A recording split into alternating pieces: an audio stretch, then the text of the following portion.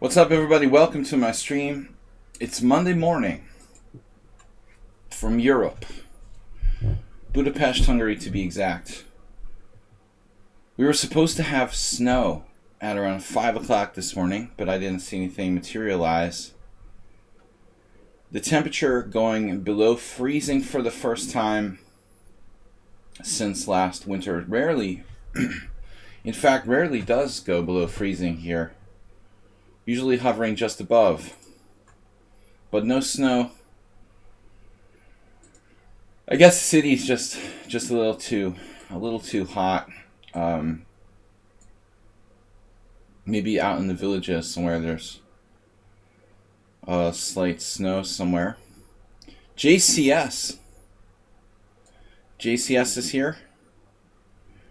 What's up, guys? Mad Ramos, Asterbait, of course, Princess Chess.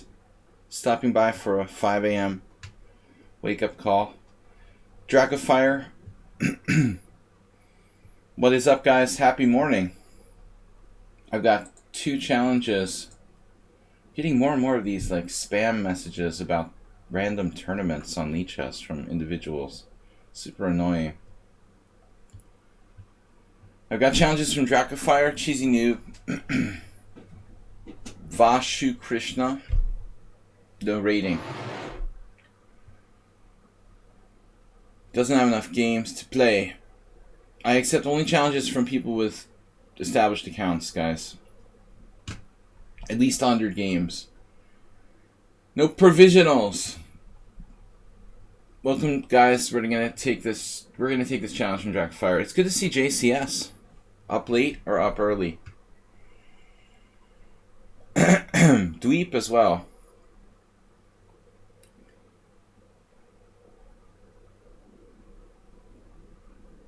Dweep and Dracofire ratings are very close together.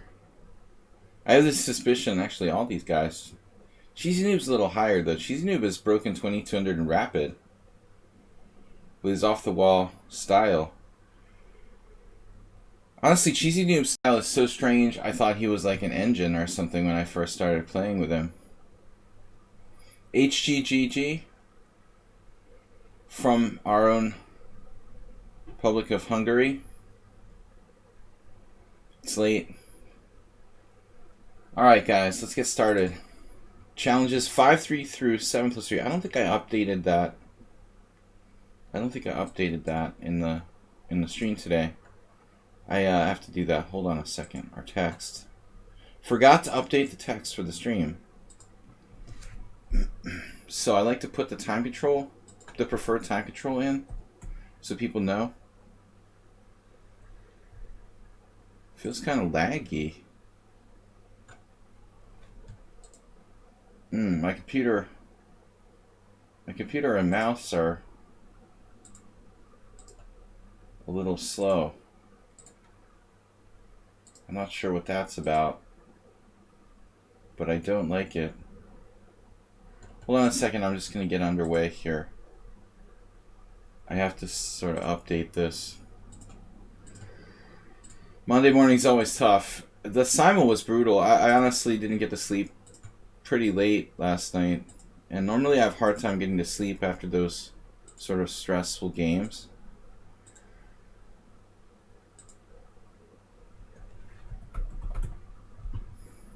Let's see if this works. Yeah, I've got like very laggy mouse movement. But 99 ping isn't bad. I just need a decent mouse, I guess.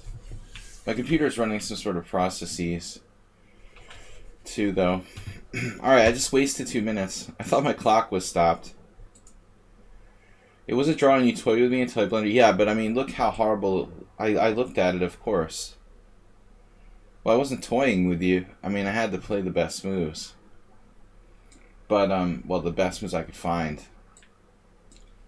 But actually, Mad Ramos, I missed a clear win right near the end instead of going with the rook. That was pretty sad.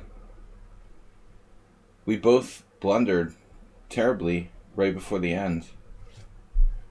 I should have won. Instead, I got rook and bishop versus rook, which is actually a draw. This is the... What's his name? I think even Bakro has played this line with black. It's the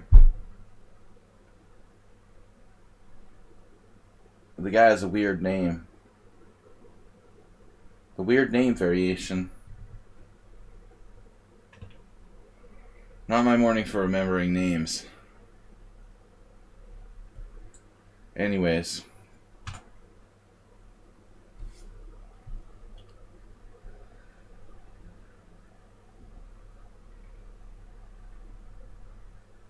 B4. To B4 or not to B4? That is the question. B4. Queen takes B4. Knight D5 is a dead end. Pretty much. This is lame. White can claim some kind of very small advantage, maybe.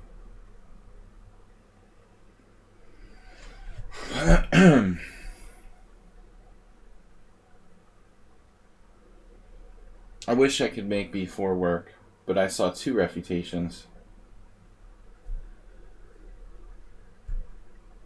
Would look like 2 refutations, both involving queen takes. I guess it's a maybe fun pawn sacrifice, but I'm not really into doing that when I'm down on the clock already.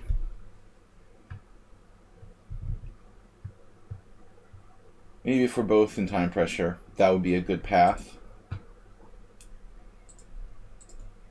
Not when I have less time than my opponent, significantly. What are you thinking about here? You must have left the computer. I took so long. He went to the bathroom or something. I choked on some water earlier, and I still haven't recovered. Like the other day when I was choking on beer. Alright, Knight D4 doesn't really do a lot. That white square bishop is a monster.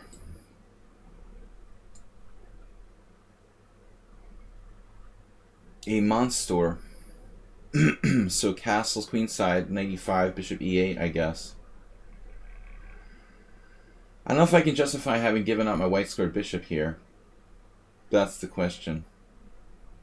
This b4 idea remains in the position, though. Could be dangerous at any moment. I like, well, this is a different variation. I mean, honestly, this is normally like d5 takes, knight c3, queen a5. d4, knight c6 is different, though. See, I would play d4 rather than knight f3. He's able to play this because of the move order. It's not as bad with this move order, with where I played knight f3 instead of d4 in the Scandinavian. Reprintsev, that's the guy's name that I'm trying to remember. Reprintsev. Russian IM. He lived in the United States in the 90s. He played the Albin counter gambit and Scandinavian with queen a5 and knight c6. Like, nice repertoire. Specializing in unsound openings. I lost to him once. He also played the b3 Sicilian. He had like weird variations for every occasion. I lost a rook ending.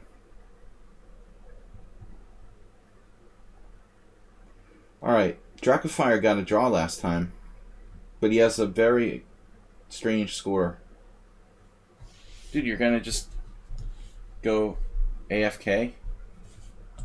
I actually think about my moves when I spend 3 minutes. It looks like Dracofire is AFK.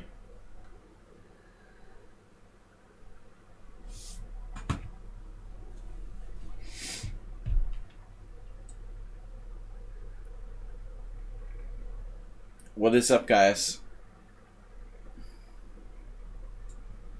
I got 4 challenges. Cheesy Nuke, Dweep, HGG. I have like water in my lungs. Another player without enough games. Alright. He spent like ridiculous amount of time. He's probably like sort of flipping through things on his phone or something. I don't know. You couldn't have possibly spent like 3 minutes on e6.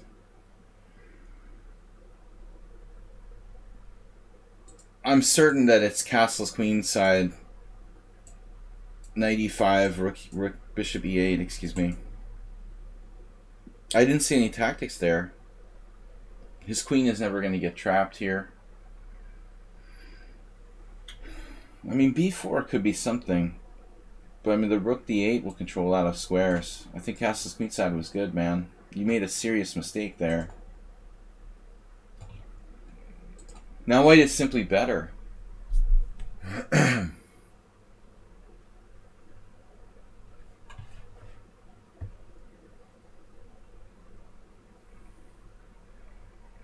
mean, his knight coming to d5 will be a very problematic thing. I have to worry about this pawn too now.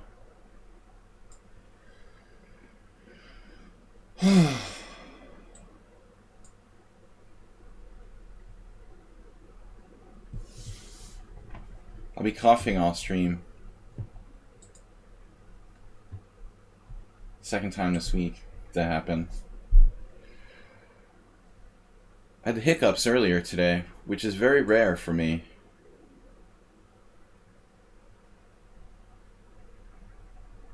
A lot of people get hiccups pretty regularly. I couldn't remember the last time I had the hiccups.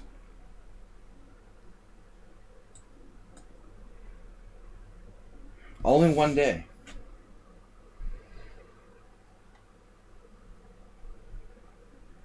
Just make sure you pour the palinka into the right tube. That can be brutal. Palinka going down the wrong way. That burns a little bit. Alright, it's like a good Nimzo. Black with the double pawns. Double Islani.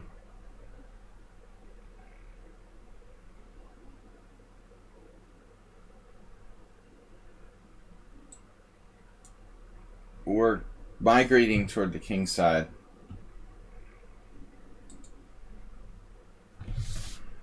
Now the hiccups went away on their own pretty quickly. It wasn't serious. I use a drink actually.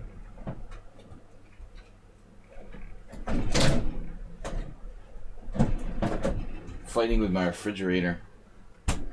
Mini fridge. Alright, the mini fridge.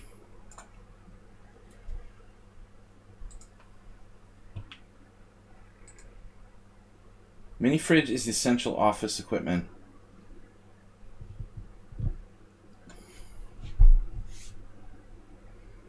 So, I mean, I can try to build up a kingside attack, but I mean, the priority here is, my main advantage is the structure. So, very favorable endgame is exceedingly likely. I want to look at the opening before we start the next game, because I'm pretty sure like I had nothing against castles queenside. I already lost my advantage. It doesn't take much. So we had some interesting simul games last night. Cheesy Noob among them. That was a crazy game. Actually, Cheesy Noob, when you brought your king up to d2 and you started to bail out from queenside castling, that was, of course, the engine's #1 move. This is a problem knight here.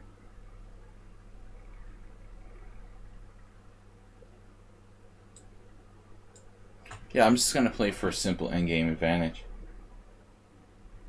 I found myself seriously considering playing knight b1, but he has this knight d5, knight b4. Maybe that's not a big deal, but I didn't really like it. Heavyweight tactical threats.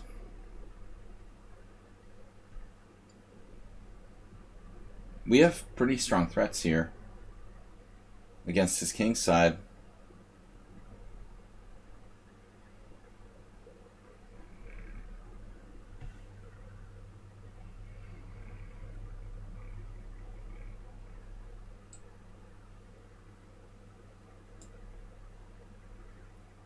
Blobix would be proud.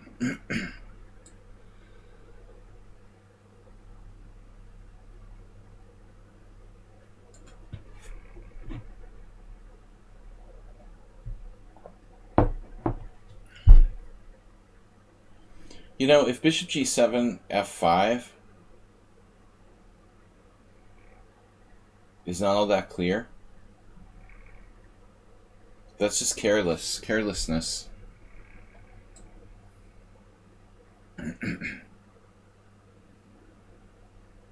Here he also has a defense. But here I'm winning the exchange clean. The only defense is rook d4, of course.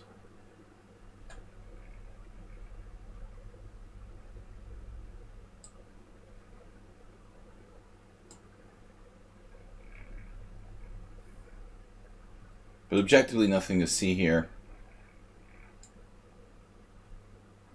Except if I do that. If I allow you to fork my heavy pieces with f5. So look at this.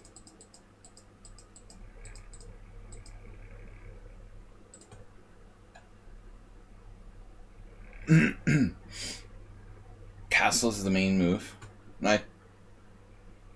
Strange, I thought there was some... There's Rapintsev, 1998. Yeah, so what do I do here? Bishop takes c6, bishop takes c6.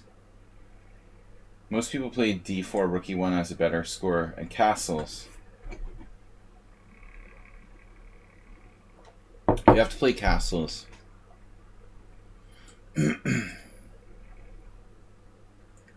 I've played this guy, Yuri Shkuro, Hungarian Team Championship last year, actually. Might have been this year. It might have been like January of this year. Right before the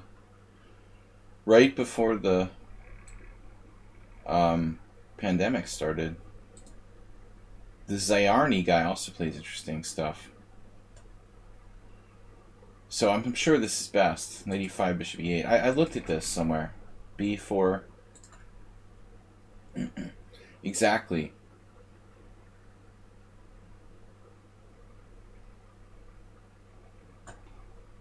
This is interesting. What does the computer say? White's slightly better. White's clearly better. Wow. So b4 is dangerous. If queen b4, no one dared to play that. It's pretty sweet. That's actually happened. Wow, White's advantage is immense because of this double attack here.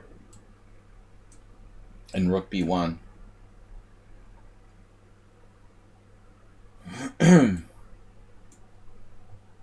So maybe it's not that good. Computer says e6. He thought for 3 minutes here. Wow. This seems to be the other alternative.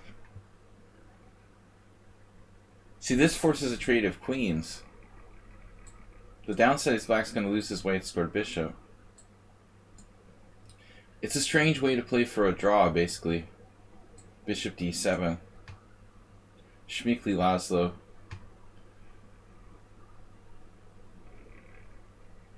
Who I played in rapid chess.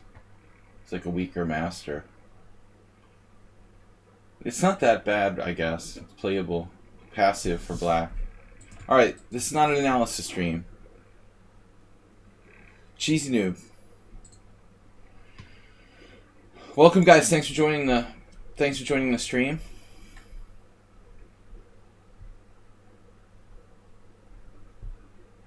We gotta get Cheesy Noob out of this whole dimension.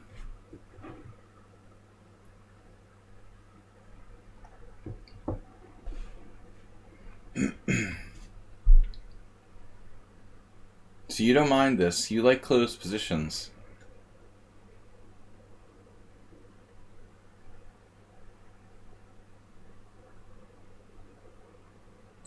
Does he do like bishop g5 anyway?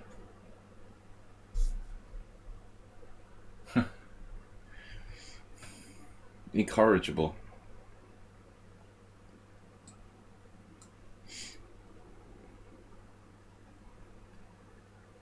He has one opening. d4, bishop g5, whatever.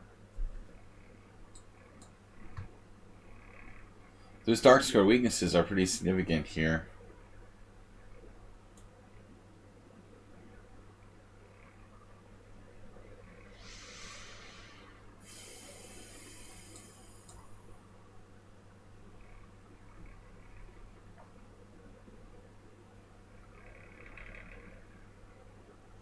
Cheesy Noob, that's not an opening where you like play bishop g5 and trade your bishop for no reason. This is just like a pattern of behavior. It's not really... You got to get beyond this a little bit and be more creative. You're too like fixated on this one idea. I mean this with the best of intentions. I'm not just trying to like tear down your principles. Your dark squares are weak, and in that situation you need your dark square bishop. He's a good player. He reached 2200 in Rapid, but I think if he would branch out and stop being so fixated on certain ideas, it would improve his game overall. The chess doctor. The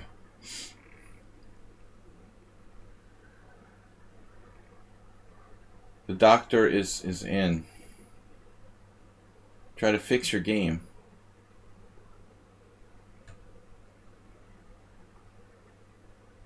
Well, he's definitely dropped in Blitz. He's been much higher. He probably has been over 22 in Blitz too.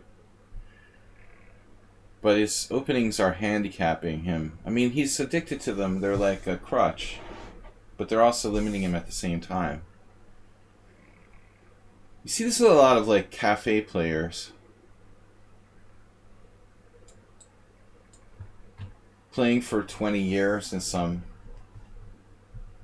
live, Blitz environment or something. They never change their openings.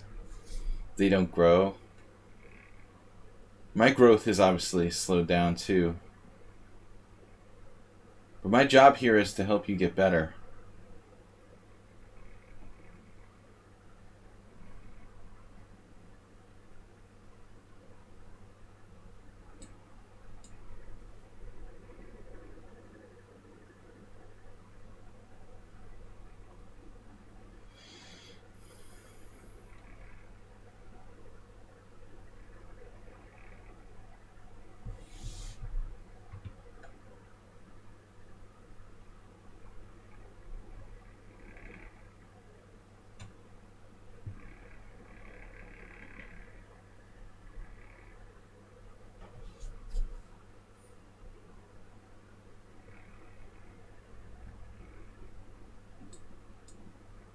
Cheesy Noob's other obsession is like castling queenside for no reason. So I've got to be careful.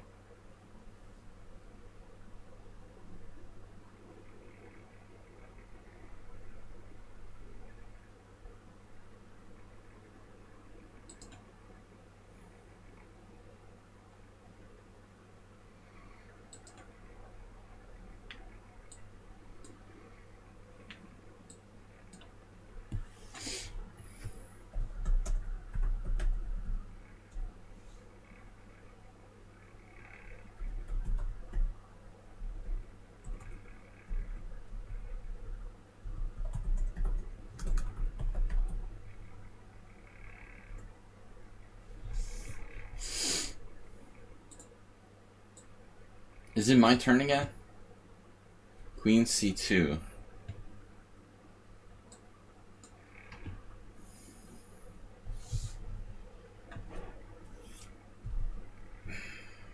Wake up.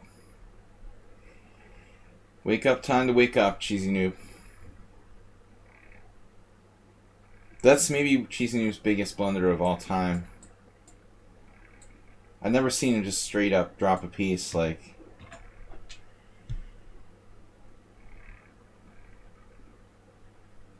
Princess Chess, what? Your problem is I don't lose enough. I remember as a kid only quitting something if I was destroyed enough.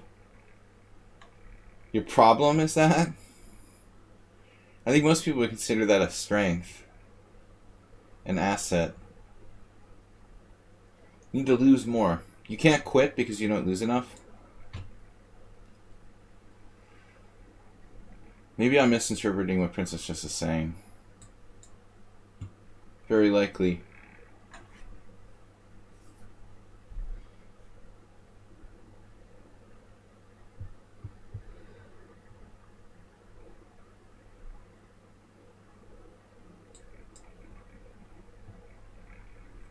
You got your knights. I've diagnosed Cheesy Noob psychologically from the chess standpoint.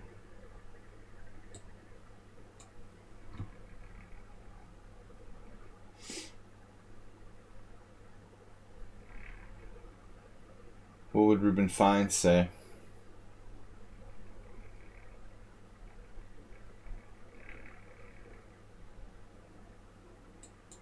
He just allowed the obvious. Discover a check, winning a piece.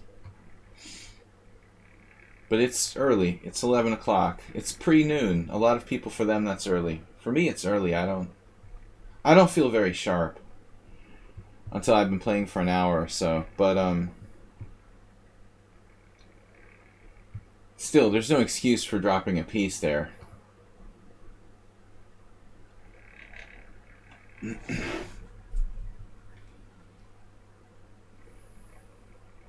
Princess Chess, you should constantly be growing. If it keeps working. How do you define that?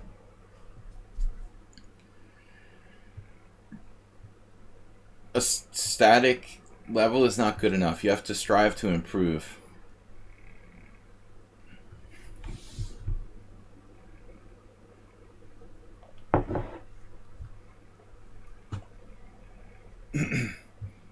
Serious drug use may result in rating variance.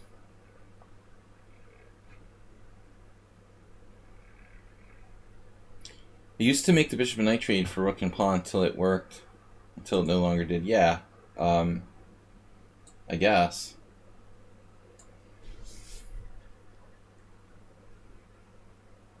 That's a common middle game versus end game kind of thing.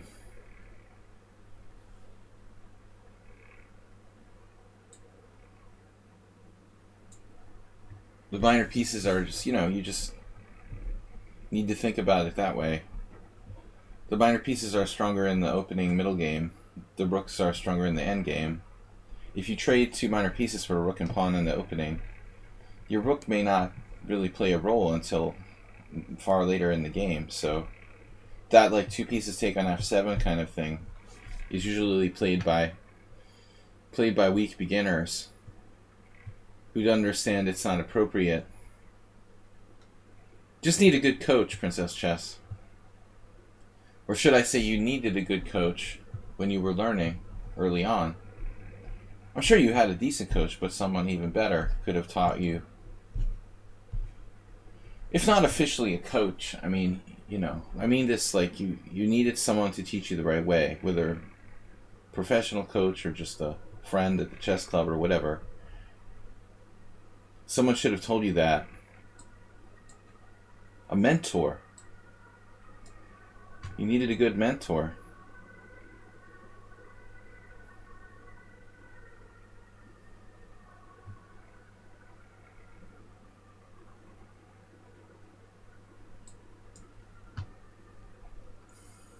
We're just off a piece. Yesterday I swindled Cheesy Noob. He's clearly not awake yet. Or maybe he never went to sleep. Lack of sleep. It looks like sleep deprivation to me. Okay, so I'm supposed to play subscribers to the stream first. We're out of subscribers. I'm going to take this challenge with HGG. He's not a subscriber, but he has donated to the stream in the past. I really appreciate it, guys. Even if you can't subscribe, to occasionally make a small donation or something to help support the stream.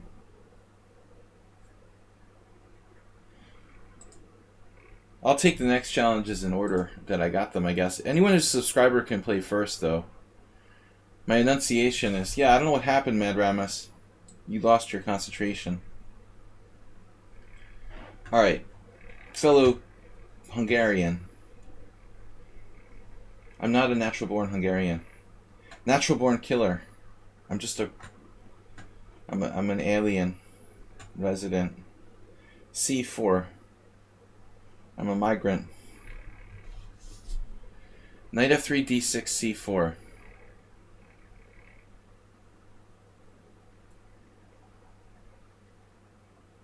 Yeah, okay, this is the point. I need to play something interesting against knight f3. It drives me crazy. He doesn't care about the double pawns, rightfully so.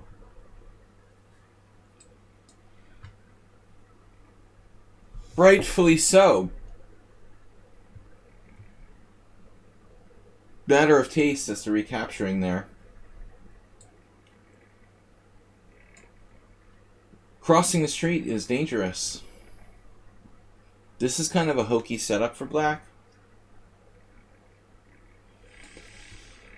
But my implication is that everything in life, even just crossing the street, can be a very dangerous thing.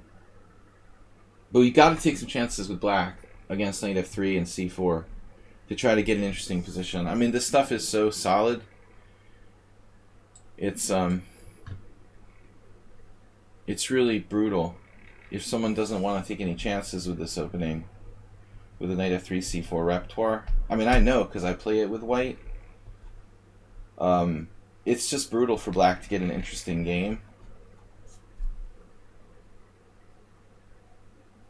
Brutally difficult, I'm trying to say.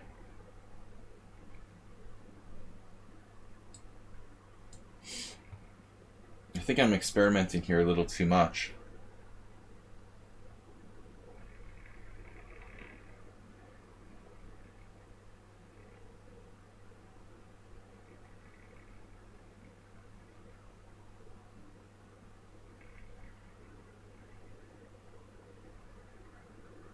But HGGGG is pretty good.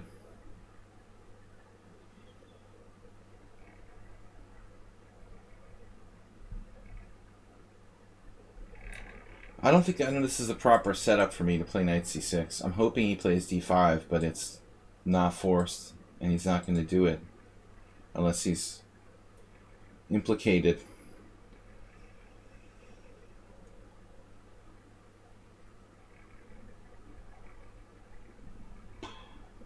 What if I go e5? This is better for white. I guess I can play the endgame. After pawn takes pawn, pawn takes pawn. Maybe that's okay. I'm definitely missing my white square bishop here. But right now his white square bishop is still a silent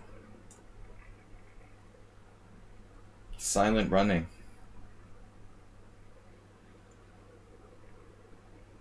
What's up, Spectacular Camel? Good to see you. Welcome.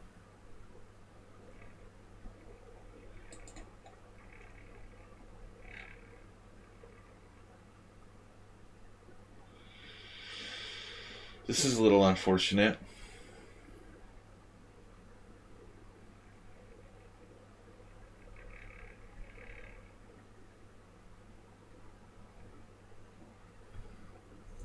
Rook d1 is a nice move.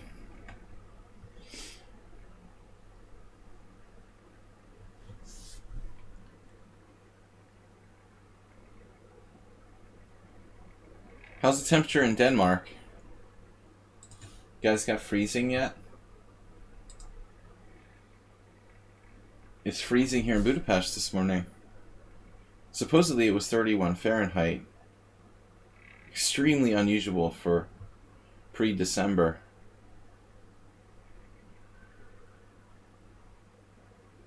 We really rarely go under 0 Celsius.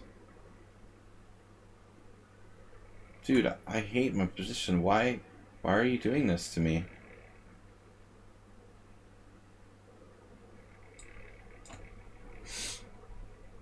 Alright, this is going to call for drastic measures.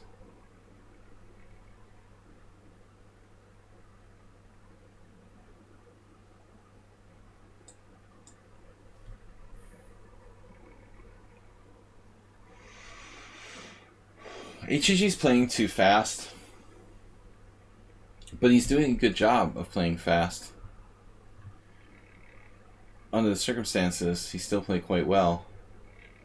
But I think he could play a little better. You got to mitigate your time. You got to learn to use your time.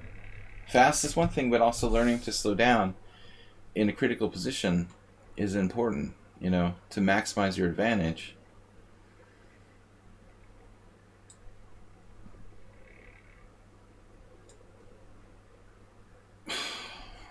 Alright. That's obviously not my move. I tried to castle, but the computer put my knight on g8. It's like the worst mouse slip of all time.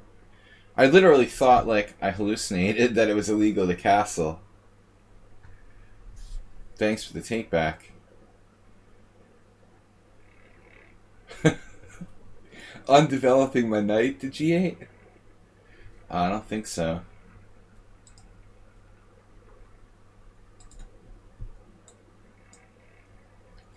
That would suck if it was a rated game. H4.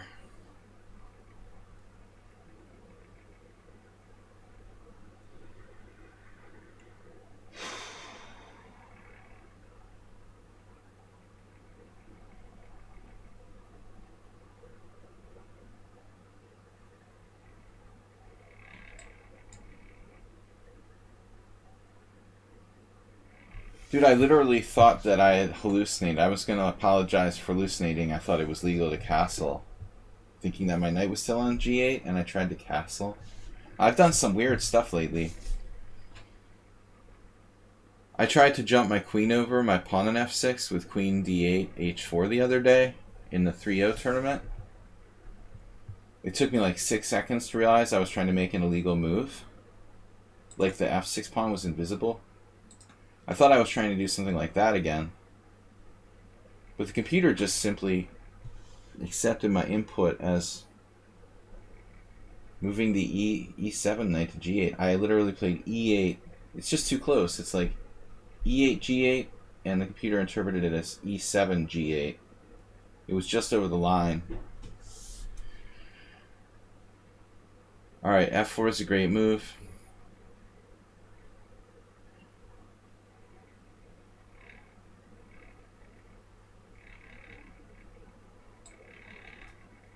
This was not the plan. I'm just in a world of hurt here. Now I'm lost. It looks like. Close to lost. Whew. This doesn't look good. Very close to lost. That couldn't have been the right move. What am I supposed to play? I'm just going back for a moment here. What am I supposed to play? Now it's raining, so it must be above freezing. Man, f4, I underestimated this. I thought he would play that earlier in a different position, maybe.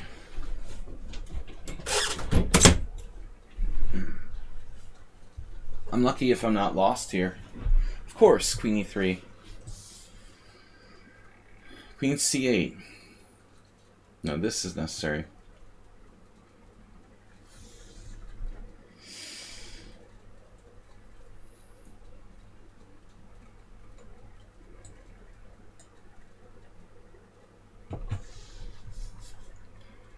HEG seems stronger than 1874. But I guess his problem is moving too fast.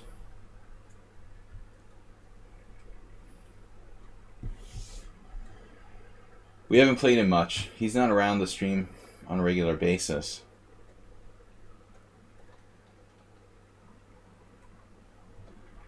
But he has played in a team battle.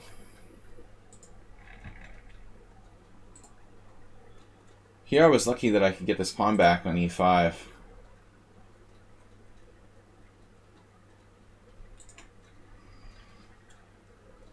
No spamming.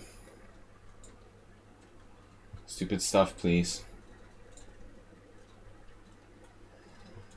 You will be timed out.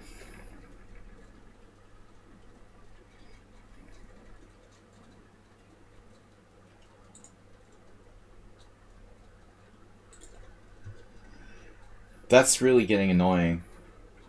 These people advertising their like fake tournaments with cash prizes on lichess and spamming me messages about it all the time. Even some titled players doing this. Extremely irritating. So HGG dropped most of his advantage. Maybe all of it. He was clearly better. I'm very lucky to survive to an endgame where I'm at least equal.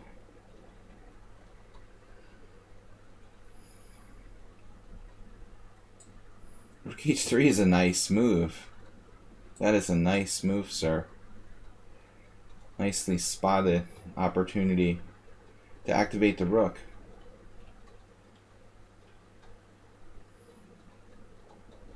This bishop isn't great. Not the greatest. Schieberspieler-esque position here. What's better, the knights or the bishops?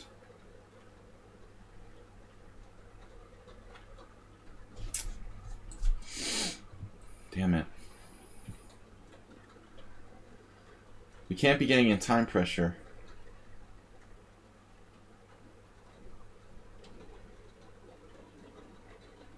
He's tactically good. Look at him. I had a very similar endgame yesterday.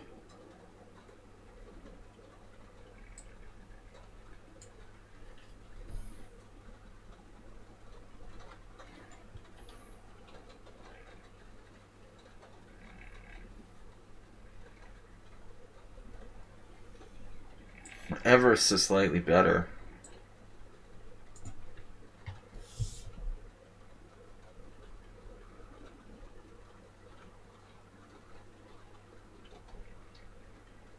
He's excellent tactically, and he's fast.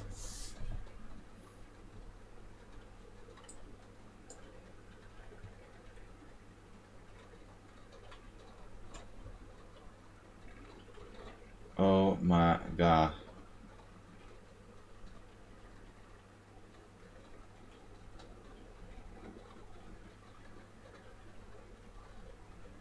Are you even kidding me? I dropped this pawn? I just don't believe it. Wow.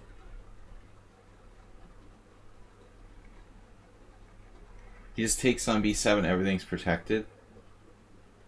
Are you effing kidding me?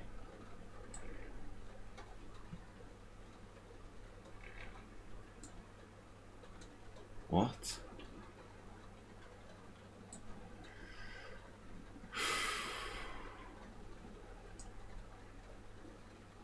$1874, not a rating for you. And you're 1752 in bullet. It's like how the heck would that be possible?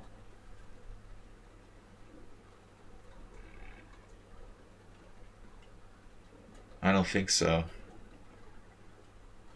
Too good for that rating. Here we get trapped again. I'm gonna get screwed by a pin. This is crazy. And he's way faster than me. There's no way he's 1874.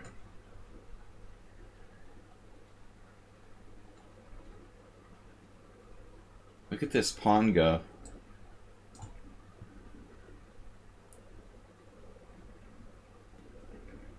What?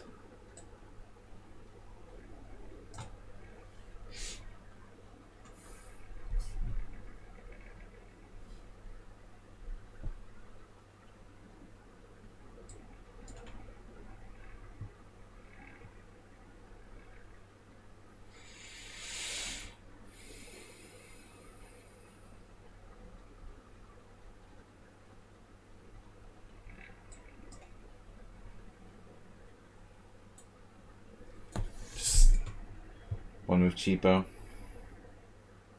Dude plays like 2100. If you just take your time a little bit more, he would be 2100. Time management is the only problem. Yeah, good game. You're winning. You're winning here at the end. So you play the endgame really well. The pawn is, and advancing this pawn was strong. This has to be winning. I mean, you have double threats of knight d6 and the a pawn. It's a miracle if I can draw this.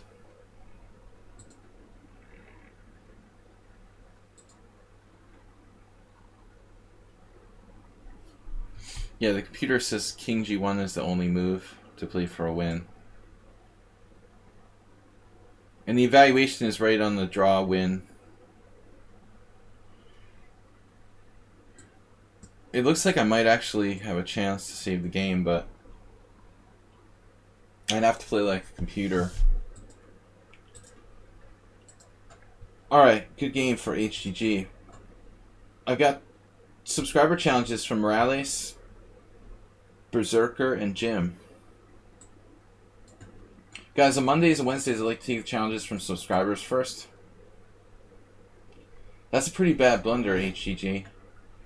But if it makes you feel any better, in the 3-0 battle on Sunday, I blundered a mate in 1 against an 1800, where I just he had a queen on d4, bishop on b2 battery, and I just moved my bishop on f8 to e7, letting him mate me with queen takes g7 after 15 moves.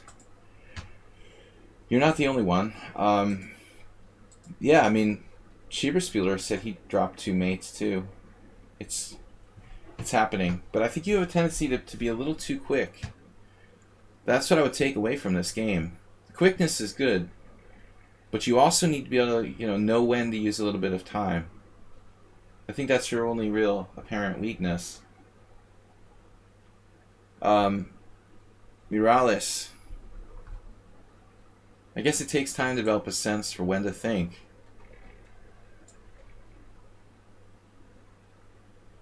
But you could definitely get to 2100. The anti-Morales opening. Knight f3. How about f5?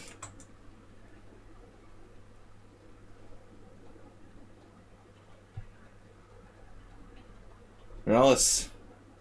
The Jim. Jim versus Morales. Girales. It's a Jim Morales hybrid. Why not e4? Do I never play e4 against you? I didn't think about it, honestly. I just make moves. It's like the Simul, I just randomly make moves. I didn't play knight f3 against you for any particular reason. Unless it's subconscious. I've only played e4 against you once. That's impossible. We've played 292, 93 games. I must have played e4 against you back in the early stage, some games. Eli Kalantar. Maybe Monday. It's not. Actually, Morales is turning to be the first to 300 games against me. All you need is a few more. We're going to have a celebration stream. Morales' 300th game. You know the streamers, they do celebration. Celebration, my 1000th follower. Totally insignificant statistics. This is actually a kind of significant statistic. The dude has played 300 games against me on my streams. I mean, that's pretty cool. No, Arsenal fan doesn't have 300. He's also in the mid-200s. Nobody has 300. Nefedov had over 200 and he stopped coming. Morales must be the highest now. Neil Skinner had a lot, but he's not around much. This is like a gym system. So that's a serious thing, man. Nice job. This is a reverse of the opening I had against Cheesy Noob yesterday. The Cheesy Noob. Yuri Lapshin recommends Queen C1 now. Rubbish. There isn't really a good move, I guess.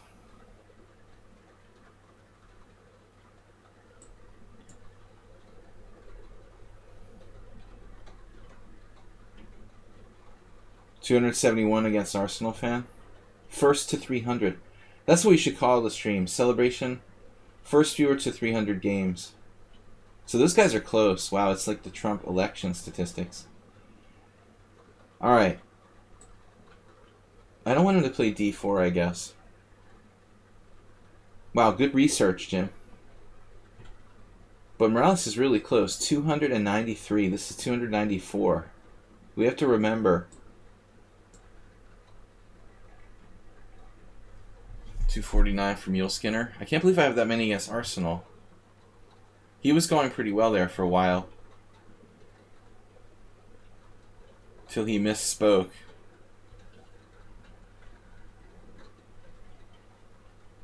Nefedov has banished himself for bad behavior.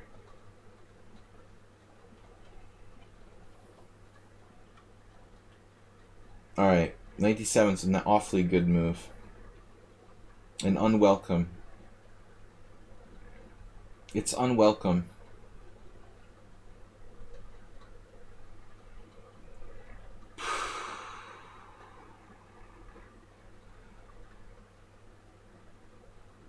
$190 for Asper, you don't play enough. Nefedov has been, feeling harassed by Bob for no particular reason. He's just very sensitive. So he decided that Bob was some sort of enemy. And then one stream he just started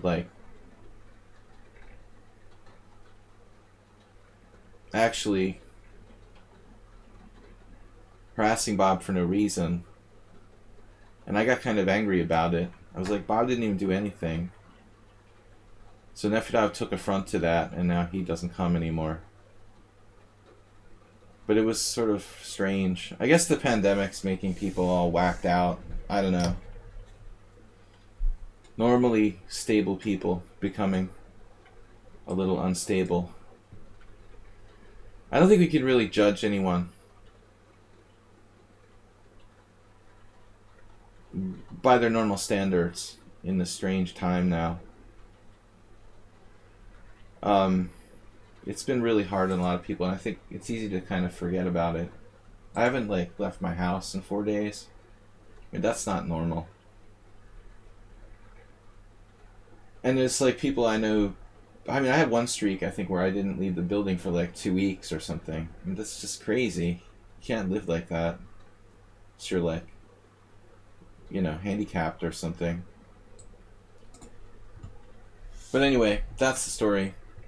Yeah, that was the thing that was stupid about it. Exactly. Of course he could just mute Bob. There was no reason. And he was instigating Bob. Even though he's blocked. That was the whole point, now I remember. So he was paranoid that Bob was talking about him, even though he had muted Bob. So his own paranoia made him curious about what Bob was saying about him. We were like, Bob didn't say anything about you. And he just kept going on until the point where I don't remember. He just was insulted and he left. I was on his case for unnecessarily creating chaos. It was stupid, and it was distracting and annoying. Oh, this sucks, man. I've got nothing here. Wow. The solid Morales. He had him blocked, and it's so if you're gonna block someone and then be paranoid because you don't know what they're saying about you, that's really stupid, man. Honestly. I didn't know where to begin. I was frustrated with the situation. I mean, Bob has caused a lot of people to leave my stream, no doubt, and I'm not happy about it. But that was just self-inflicted, unnecessary stupidness. Block someone and be paranoid because you know what they're saying about you. I have to deal with this on my stream, really?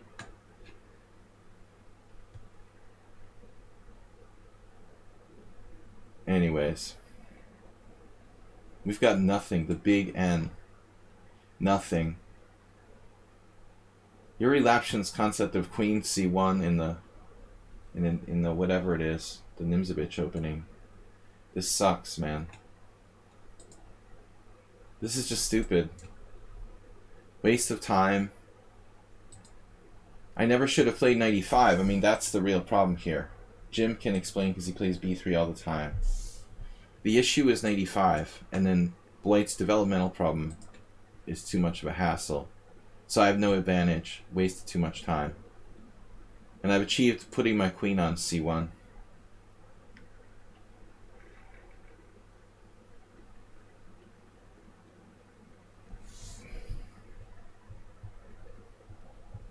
H3 there. Oh yeah, you provoked me with H3.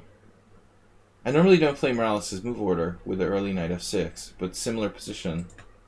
I might have even reached this position by transposition against you. Yeah, possible. I thought H3 is strange too. I don't know what the best move is. H3 is definitely okay. The best move is probably E3 in this particular position. I think I lost this position against Bermakin once. No, they played bishop takes F3 like Smyslov Kasparov.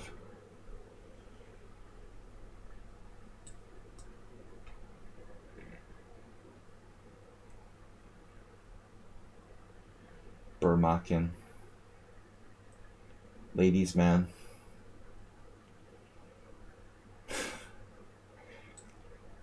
I'm just saying random stuff. So what are we gonna do?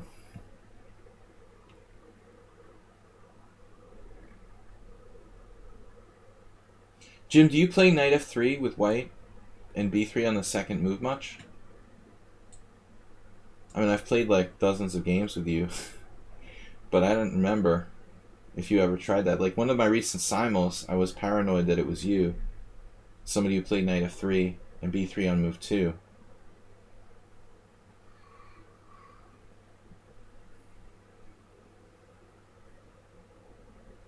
This is still probably okay for white, even though my position is basically kind of passive.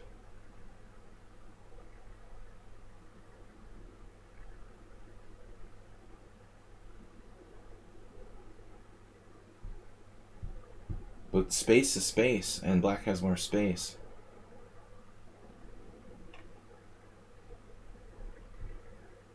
Huh. I wonder if knight G3 is worth the risk.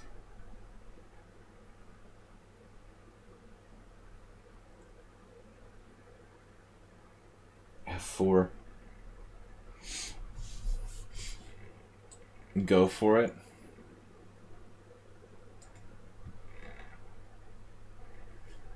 I decided to roll the dice here, which is kind of normally a mistake when you have less time.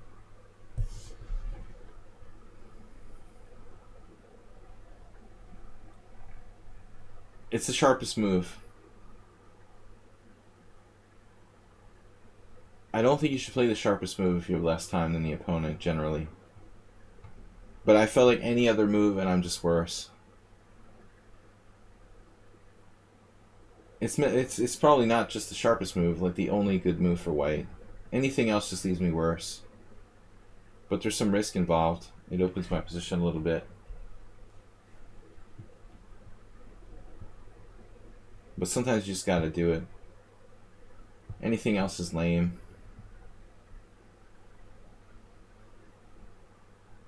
All my pieces have better mobility now. Whoa. Whoa, what? Alright. Wow.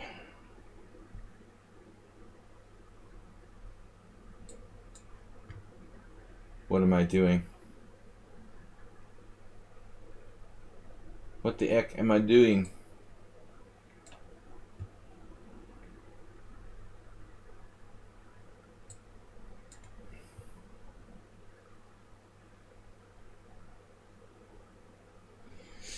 The knight is pretty freaking strong, man.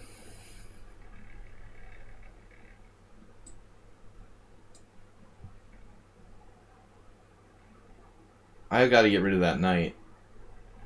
It has to leave. It's like the guest that will never leave.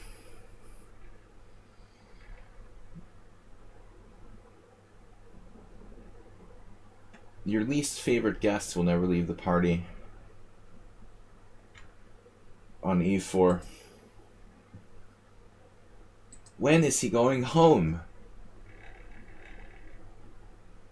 And leave on my terms, please. It's probably still equal. But I like Morales' space advantage, honestly.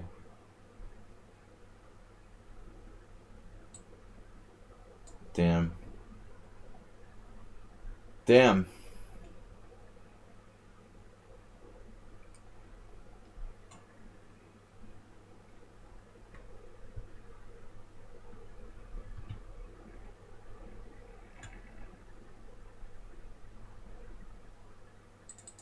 I offer a draw. This is only going to be decided by some sort of flagging each other or blunders. I think that it's equal here. Black might have a tiny edge. Yeah, I mean, I was thinking about this. This is a funny move to play knight c5, honestly.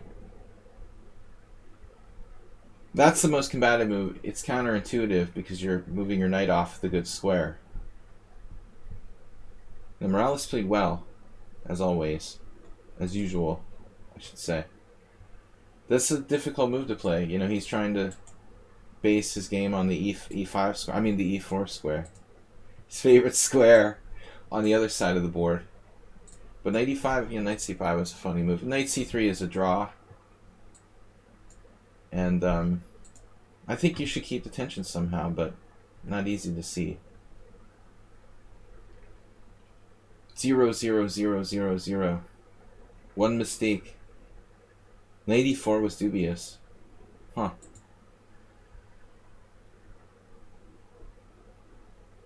Was f4 the best move? No. It's up there. It's in the top 3. Now it's gone. Anyway, tense game. I just agree to a draw because we're just gonna... It's reached the point where we're just gonna start blundering in an equal position. Alright. Berserker and Jim.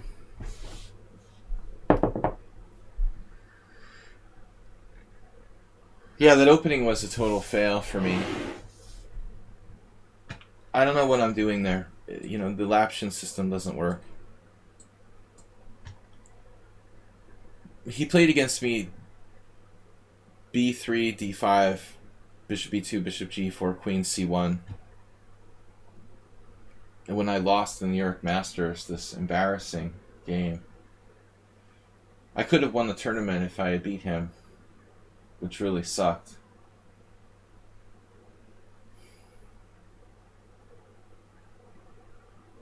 I think I had beaten like 2 strong players and then lose to that guy. Who always seemed like kind of a cheap player, honestly. He's got a high rating, but game aborted. Alright. Jim's up. You need to play yesterday. No. None of that stuff. That's good. We had one of those already. Jim, what do you play against Alyakin's defense? I've been playing this in Blitz lately. That's a quick game if you're in a hurry, Berserker. Fastest game I ever played.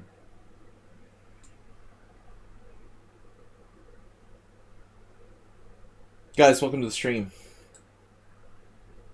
I've got to set up a tournament.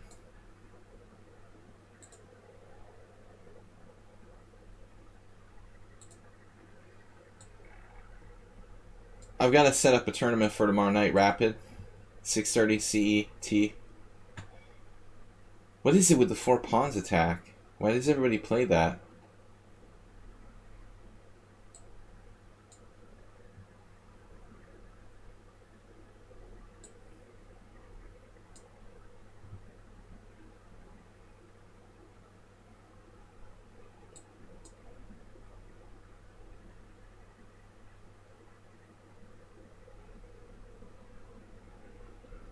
Otherwise, normal people start going berserk and playing this 4 pawns attack every time against Alyakin. I ought to know what I'm doing better. I played like mostly Blitz in Alyakin's defense. Very few tournament games, but tons of Blitz over the years. And it was strange though. I mean, in my history, in my life playing Blitz, I didn't encounter the 4 pawns attack as much as I seem to encounter it on my stream. It's like every other game is the 4 pawns attack. Not a variation that necessarily had tons of credibility at the highest levels. Just looking at this the other day, I can't remember whose game it was. Someone from Thursday?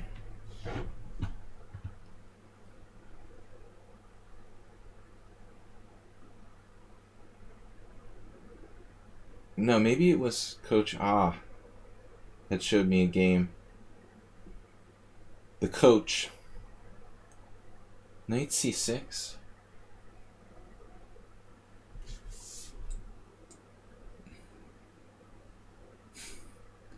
Good for space is right.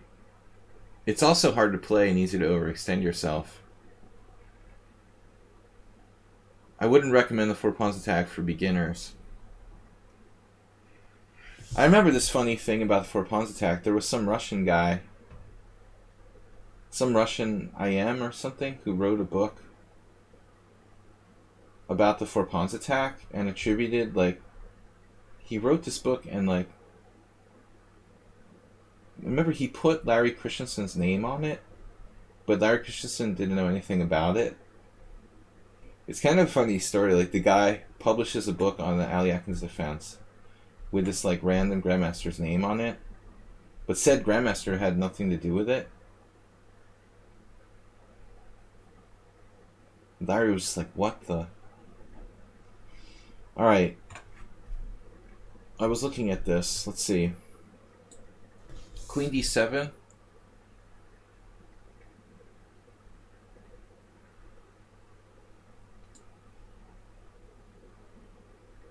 But that was like 25 years ago. I mean, something from the 90s.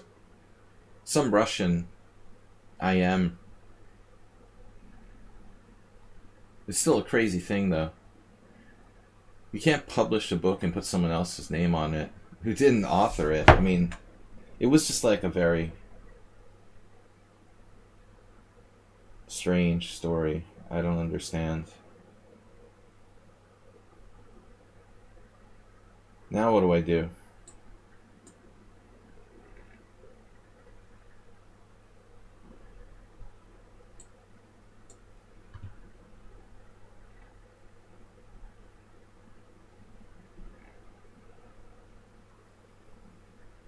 Okay, I never really played this line. I've been a little uncomfortable against the 4 pawns because I never bothered to learn the main line. Again, it came up in my games very rarely, and I was playing some sideline, which was good enough for Blitz.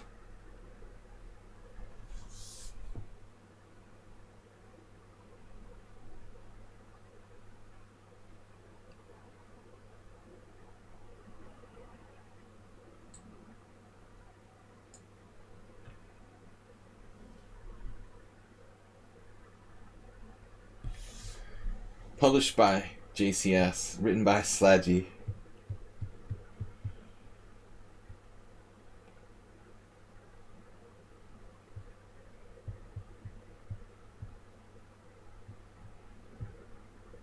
I'm not sure Larry could ever legally do anything about it. Like, it was like published in Russia or something, so I guess, I don't know. It was just weird. Like, the weirdest part was, like, Larry doesn't play the Alyakin or the white side of the 4 pawns attack, so it didn't make any sense. As the guy didn't have any expertise. Larry's a good player, but he knew nothing about that opening. It was, like, ridiculous for the guy to just randomly pick some chess grandmaster out of a hat and put his name on the book. Could have picked anyone. He might as well, you know. I guess he didn't want to pick like Kasparov. He would probably take him to court in Russia or something, so... Still, it's a very strange thing. Coach Ah. Oh, yeah, Coach Ah, what's up? Here's your variation. I tried to improve this for you, but I'm not sure I trust this. I'm not sure I trust this position. Queen b3, a very unexpected move, though. What is that? The X-ray? The X-ray of death? That's subtle, man.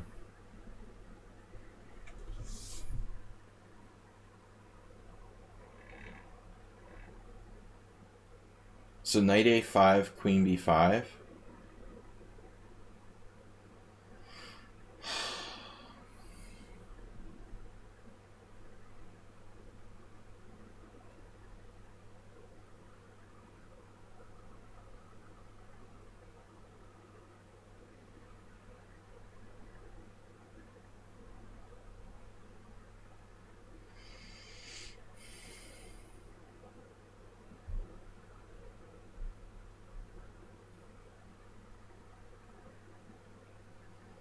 Well, you got me, man. I'm completely mystified.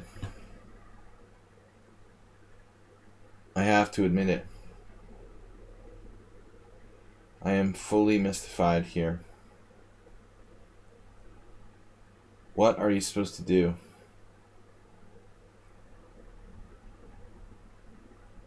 Castles, I guess. What about my b7 pawn? That's your big deal? You're going to take away my b7 pawn. Not very nice.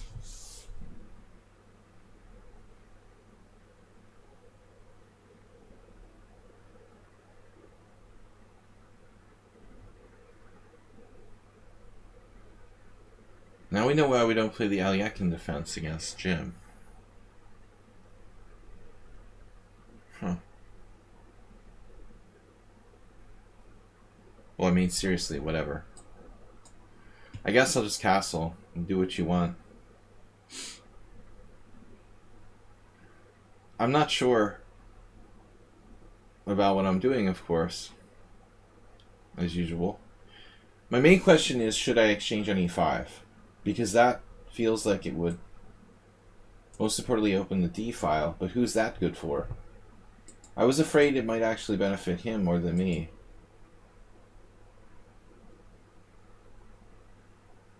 The main idea is c5 here. He has some d5 ideas too. c5 would take some b7. Is his primary tactical threat.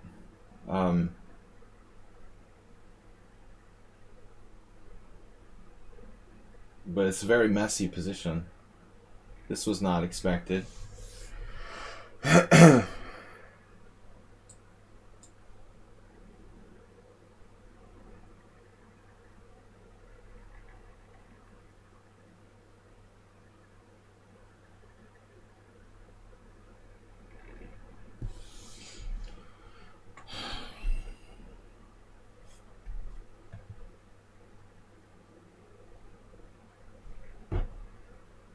I have no clue.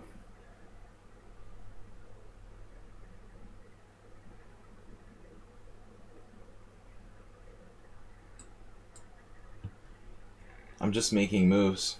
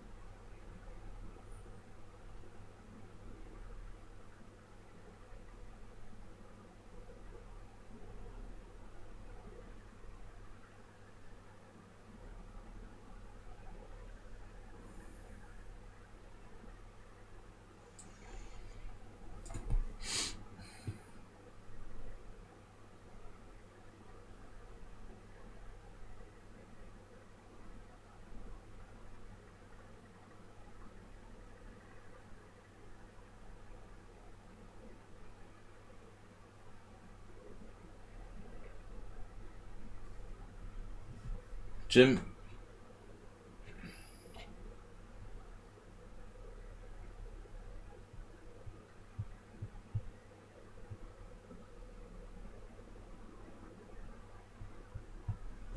What did the time control start with? 6+3. I really ought to pay attention to what we're playing. The 6+3 is deceptive. I feel like it's 7 minutes. There's like a minute missing. We're mostly playing 5+3 or 7. One is faster, one is slower, but this is in the middle. My time is just gone. I'm confused.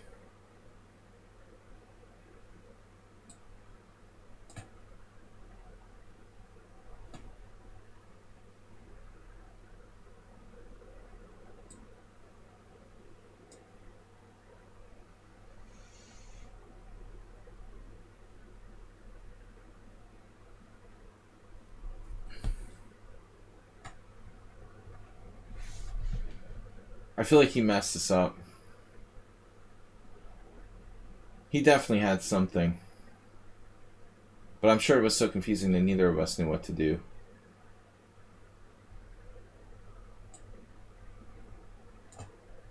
Is my queen trapped?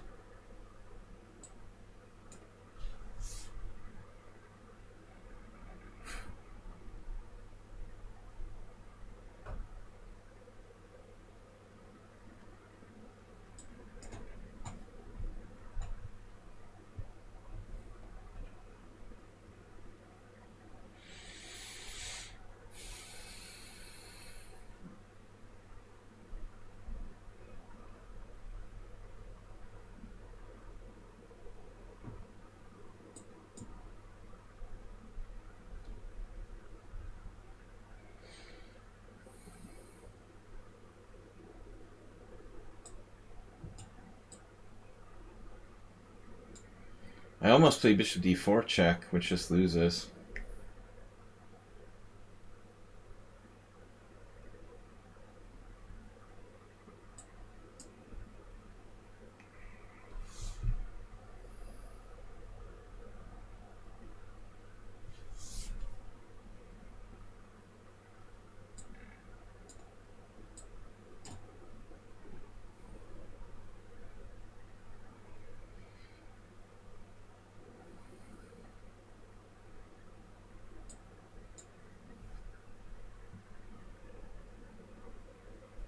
Look at the revolving control of d5 here.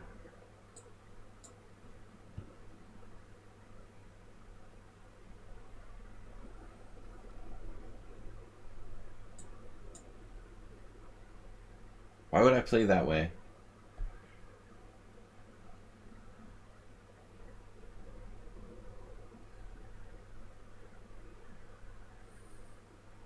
You said I didn't want to give him the d6 square.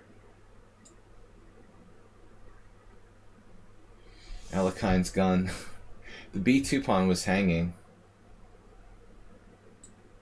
What am I doing? It's making random moves.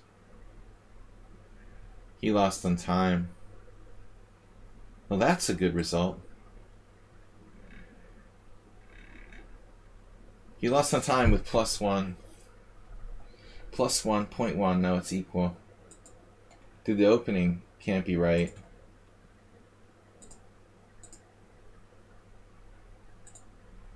So queen d7 is a sideline. Played by some good players. Usually they castle queenside here. Okay, so that's the main idea with queen d7. Totally psychopathic. That's mental. You're just asking to get annihilated.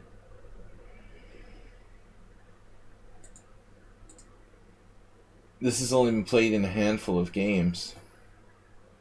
And usually bishop g4 now. Which prohibits d5 by taking control of the e5 pawn, I guess.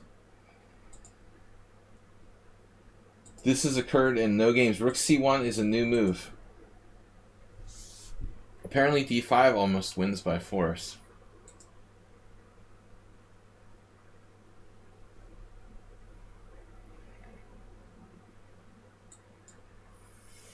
This is like a standard trick.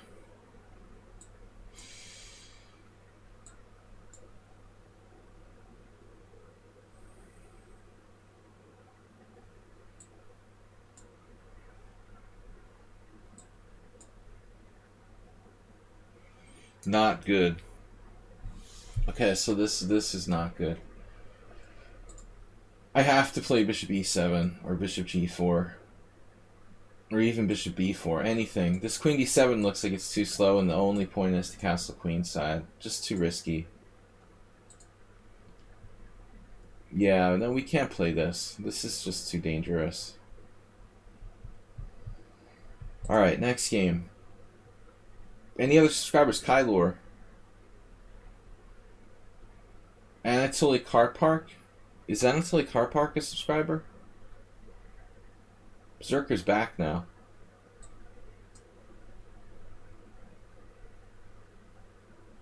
I am taking subscriber challenges first. We have about an hour left. If anybody's challenging me, you can wait a little bit.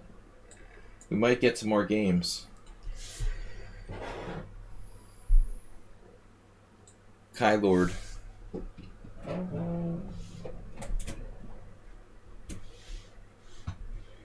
Kylord is quick. Oops, it's not my turn yet. I pre-moved d4. It was appropriate, though. It's probably a pretty safe pre-move, actually. Yesterday's Simul wasn't bad. I didn't get quite as devastated in time pressure as the previous 2 weeks. I stopped the guess the move game. I stopped guess the move game in time.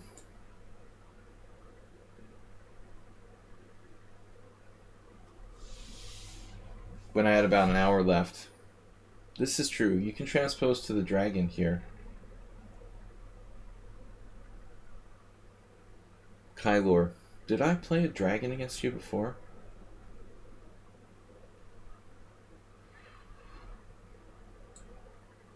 Proper dragon move order.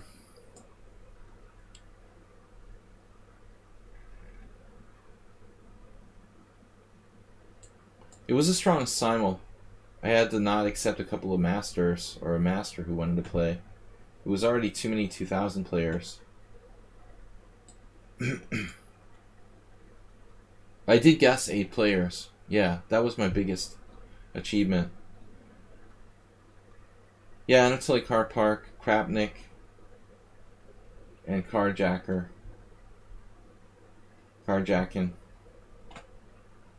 A6. Why is this so familiar to me? I was just looking at a game where someone played something similar recently. Sometimes I analyze stuff on the Thursday night stream. And,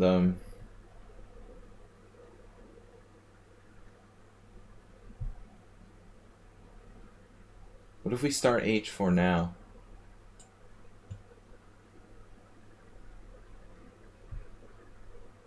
It was an NM, but they were close to 2400.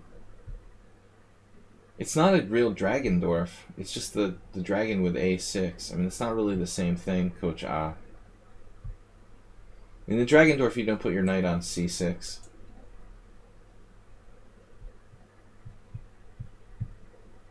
This is just dragon with A6. They're not the same thing. I like to just repeat what I said 5 seconds ago. Fill the empty space. I think you have to make a very clear differentiation there. Didn't Magnus play the dragon with A6 or something? He's done stuff like that.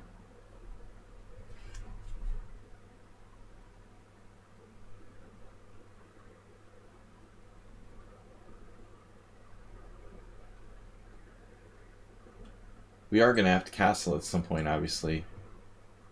If we really want to take this attack seriously.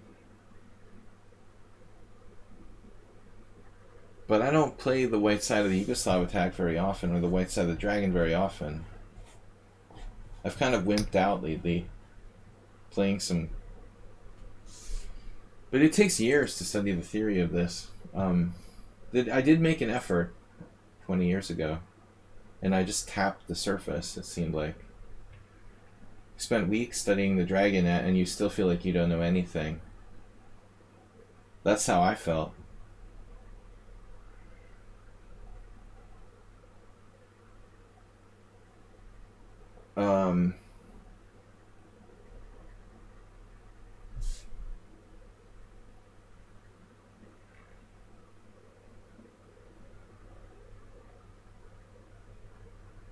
When is it possible to just like do G4, for example? If I just go berserk. Speaking of berserker.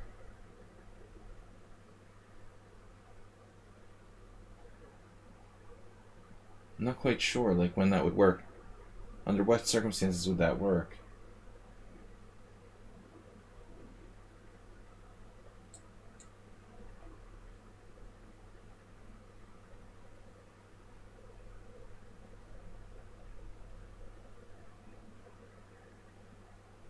I think it's all a conspiracy theory. The match was rigged.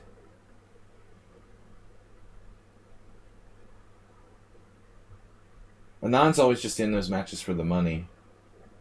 He rolled over and died when he played Kasparov and Carlsen twice. He's just there to collect the check. He never really put up a fight. No, I mean, it's every time. Okay, he had some other match, like where he won the world championship, supposedly, right? Against who? Gelfand? I mean, whatever.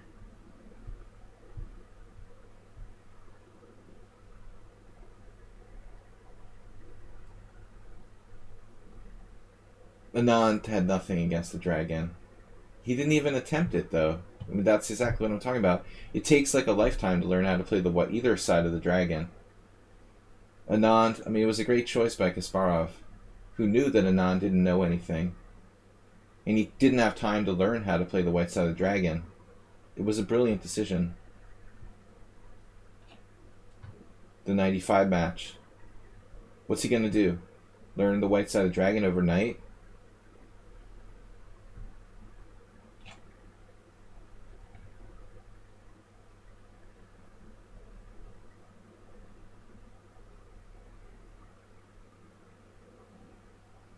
So I go for G4. I don't know. I'm going to do this. I'm sure that it's unsound. But I just want to see what happens. I'm kind of curious.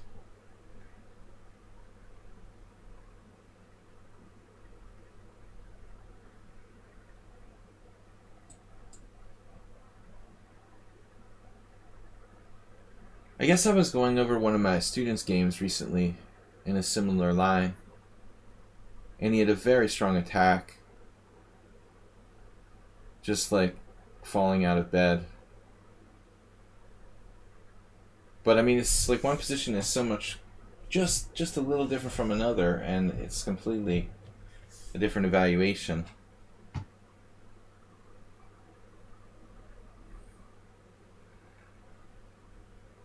Anand is a great player, all due respect. But his World Championship matches against Kasparov and Carlsen were horrendous. Abominations. Where he had no chance. Even players weaker than him put up a lot more resistance. That's the weird thing about it. You know? It must be psychological. I mean, Karyakin puts up way more resistance against Carlsen than Anand did.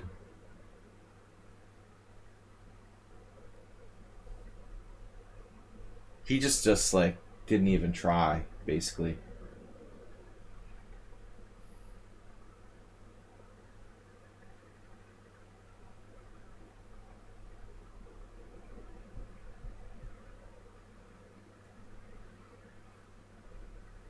We should have a very strong attack here. Can I play knight c6? Just like that? What about knight f5? That's a good move too, right?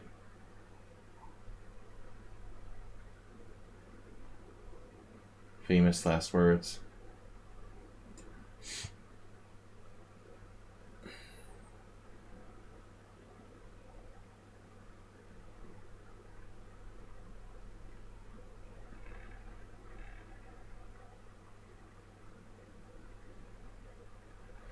But I mean, is that part of it, Coach Ah? You know, Anand was kind of lazy.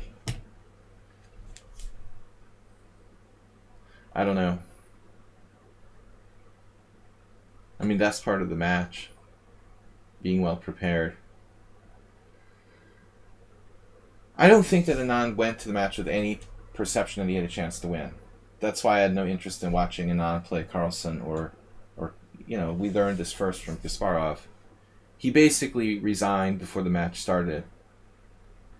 That's what I'm arguing, you know.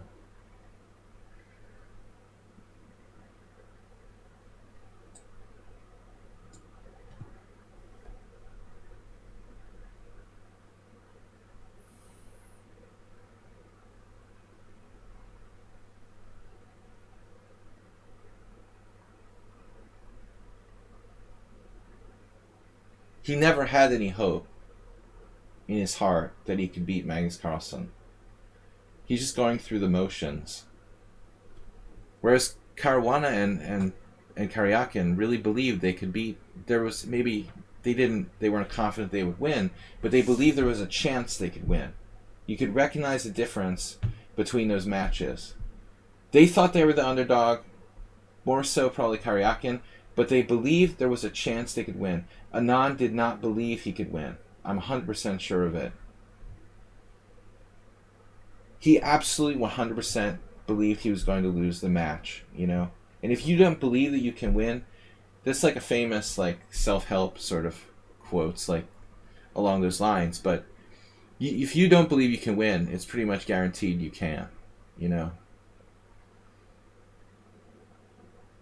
Anand was interested in getting a nice, you know, paycheck. Who wouldn't be, you know? But it's sort of, I had no interest in watching Anand play Carlsen. It was like a foregone conclusion. The Caruana match was good. And he actually drew the match. I mean, essentially, Magnus is the Blitz and Rapid champion of the world. He didn't really beat Caruana in classical chess, in my opinion. Let's say he tied the match, so he retained his title. All right, we'll give him that. Magnus tied the match and retained his title with a draw.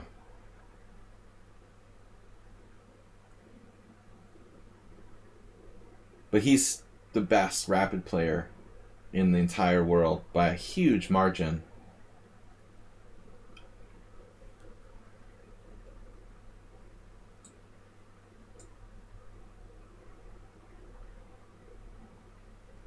Right. Well, I mean, yeah. I don't agree with the match rules. That's just my personal opinion, though. It's meaningless in the grand scheme of things. What I think, how a match rules should be. All different World Championship matches have been different. I feel like the best would be if a match just continues until there's a winner. That's the ideal. This is oof. A classic dragon oof.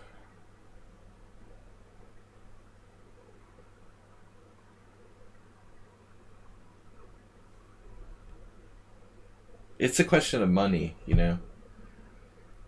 They're so cheap, the match, you know, whatever the world chess is. I mean, now we should have some good sponsors. But instead it's like the World Championship match is sponsored by this totally dubious organization. Hopefully the things can change in the future. But we've got to get away from the World Chess or whatever it is. Sponsored by oligarchs. Dubious oligarchs. Chess can do better than that.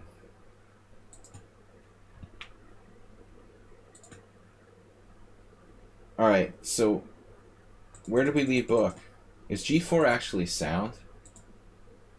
Okay, a6 is a bad move. Yeah, there's practically no games here.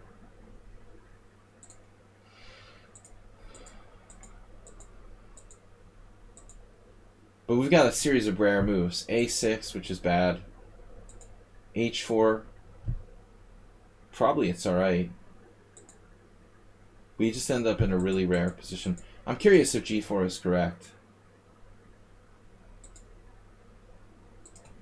It is the #1 move, but there's only 3 games. Yeah. It's sound, it looks like. Perfect game. 0-0-0. Alright, so we have any other subscribers? Berserker tried to play earlier.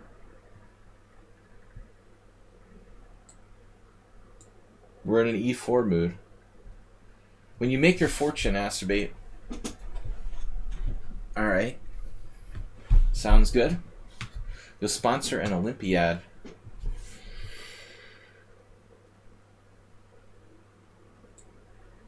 You might get a kick out of this, Coach Odd, but yesterday I was commentating on the latest Magnus Carlsen Chess 24 extravaganza. But they're calling it something ridiculous. The Skrilling Open. Skiing Open. It's not an open, you know? All the people who watched stream yesterday heard me venting about this. Why would you call the tournament an open when it's like 16-player invitational or whatever? It's the dumbest thing I ever thought of. Seriously, man. I mean, what are they doing? Did you realize that? Do you know what an open is? Chess 24?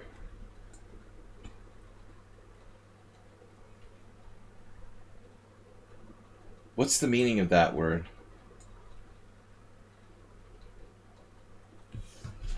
I'm just really bored with watching Ali Reza and Magnus play blitz chess for millions of dollars. I think we can do better than that. Just, it's like the same 10 players are deriving benefit, and that's it. Endlessly. What's up, Master Chess Dojo? I guess that hasn't changed, though, you know. The chess world hasn't changed that much. It was always like this exclusive club. Master Chess Dojo rating solo. It's an online tournament, I guess. I don't know. They just need to change the name to something that makes sense. Alright. Bishop e3. Am I supposed to play f4? Fischer-Sozin attack? Magnus just cleaned up online? I guess. Though frankly I'm not that sure where the money really is coming from. Memberships in Chess 24 or what? Like, well, I mean, winning those tournaments, I'm just not sure where the prize money comes from. Some companies randomly sponsor tournaments. For the most part. Queen takes is knight g4. I played this position with black. What, do you have e5 here?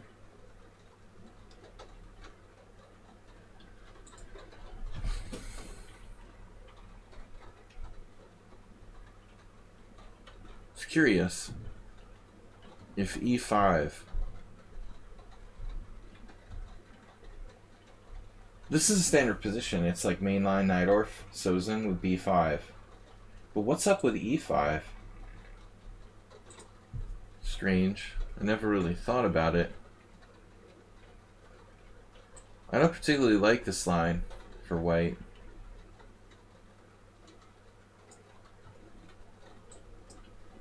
White might have equality.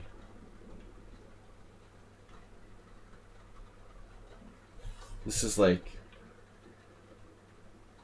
There's an old Spassky game or something.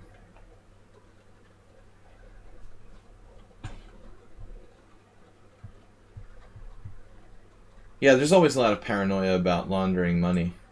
That was a big argument for shutting down online poker. Oh, they're laundering all this money for terrorists and stuff. I mean, I'm sure that a certain amount of that happens with every kind of financial sector. But money gets laundered everywhere. I mean, that's got to be a fact of life. I don't play poker much. Online poker in Hungary sucks. I mean, live poker in Hungary sucks. And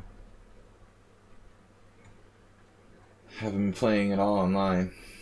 But I don't trust online poker, frankly. There's no regulation. I mean, aside from, I'm not worried about money laundering. But you can't have an industry, where it's like gaming and it's not regulated. I don't know if like the sites in the United States that are legal are regulated for real. Like if anything's done to, I don't know anything about online poker in America since it's been reintroduced in some states. I know nothing. But I just don't trust online poker in general. Bishop e7. I mean, the whole thing should be regulated normally, and it's just not going to happen. Highly dubious world out there. So, alright, this is normal, right? I'm supposed to play knight d6. It's short. Speaking of short Kasparov, Coach, we've got another short Kasparov. I didn't speak of short Kasparov. We're talking about Anand Kasparov, sorry. Lost my mind there. Same generation, though. I'm stuck in the 90s. This is short Kasparov. Before the... No, actually, this is after that match with Anand. Or no. Maybe 93. Did Short have a match with Kasparov? I'm losing my mind. The 90s are all like a big blur.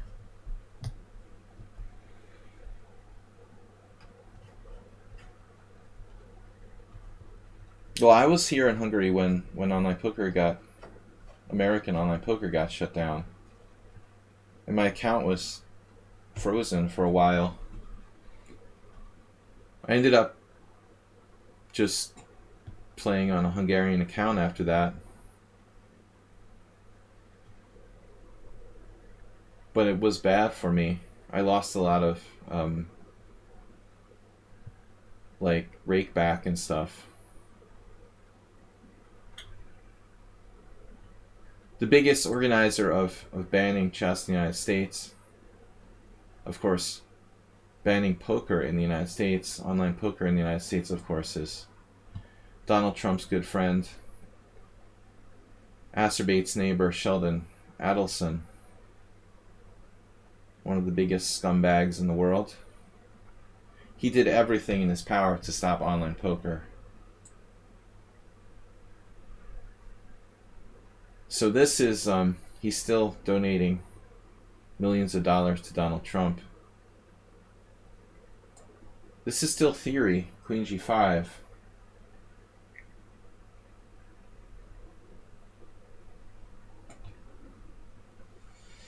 Yeah, I never played on Paradise Poker.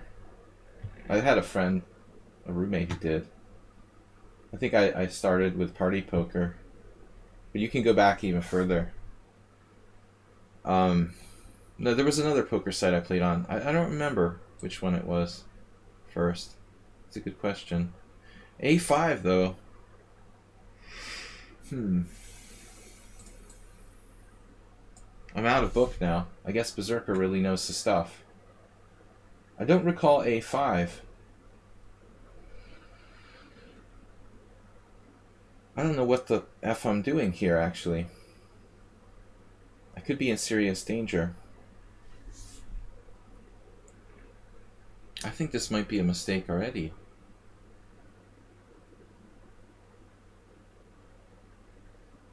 This is new to me, though. So Rook F2, I thought...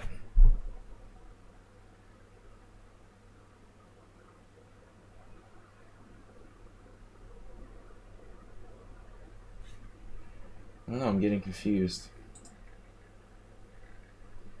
The bishop is almost trapped.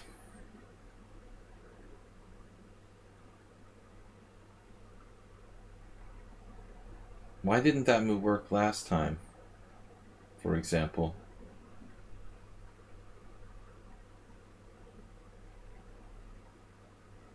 What's wrong with this picture?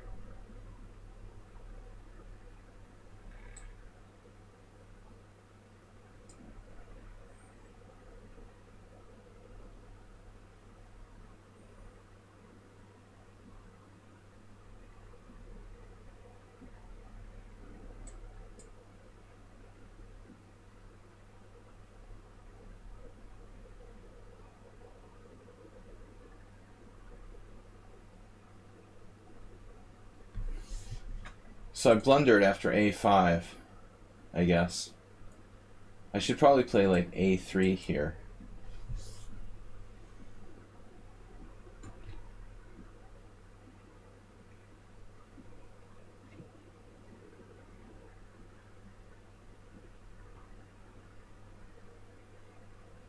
Oh, Paradise Poker goes back to 2000. Yeah. That was a long time ago. That's when I started playing online poker, maybe 2001.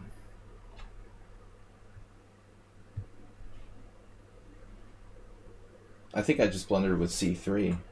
e5. Just lost. I'm lost after c3, I guess.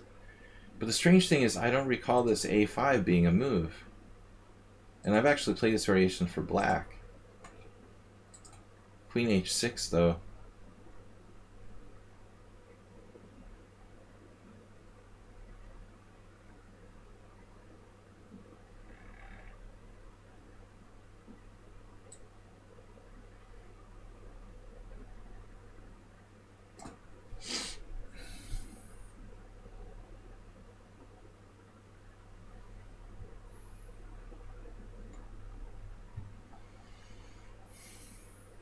I think he had queen g3, much more definitive.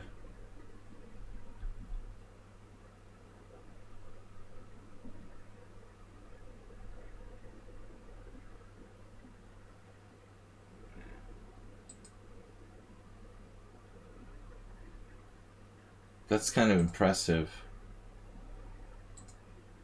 So a5 is the main move. Weird.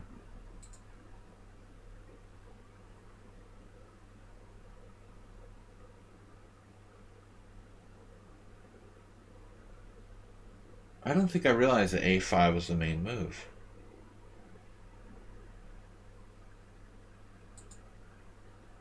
c3 just loses by force. My bishop has no squares.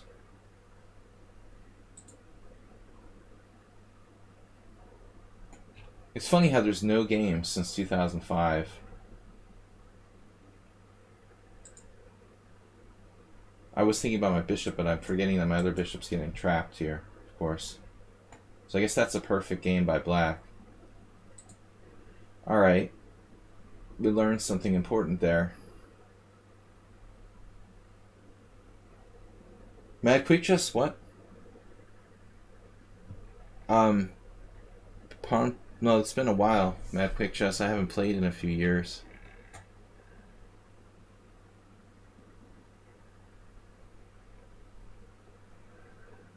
I don't trust these poker sites. I mean, there's no regulation at all. It's just totally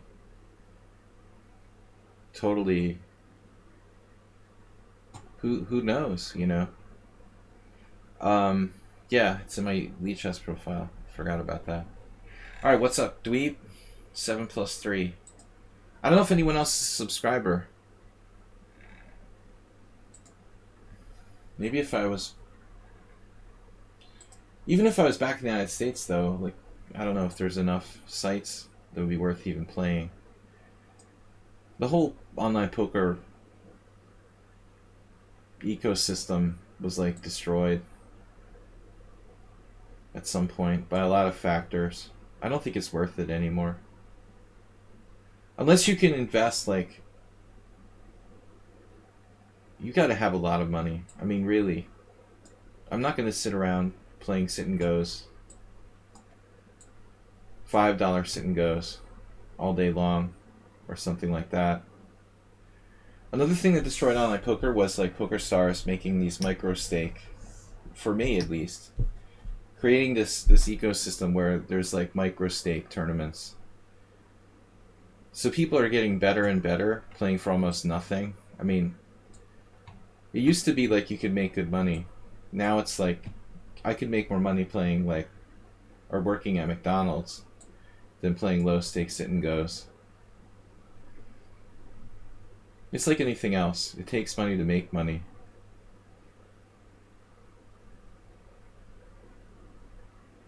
Too many good players at the lowest possible stakes now, like teenagers living in their parents' basements in like Russia or something.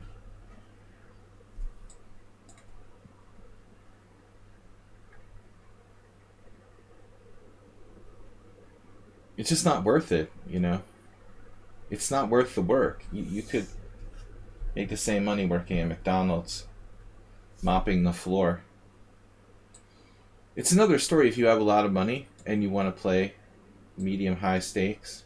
You had a really good bankroll, maybe it would still be worth it to play in tournaments and stuff. But even so, it's a lot harder than it used to be.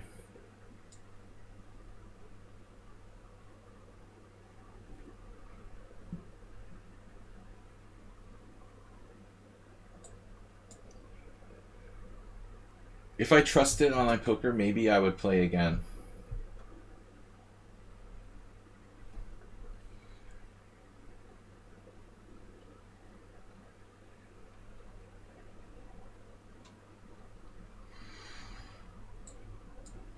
This dweep account is really weird for me. Does anybody want to own up to being dweep? Because it seems like it's a Smurf account. And they never ever talk in the stream or admit who they are.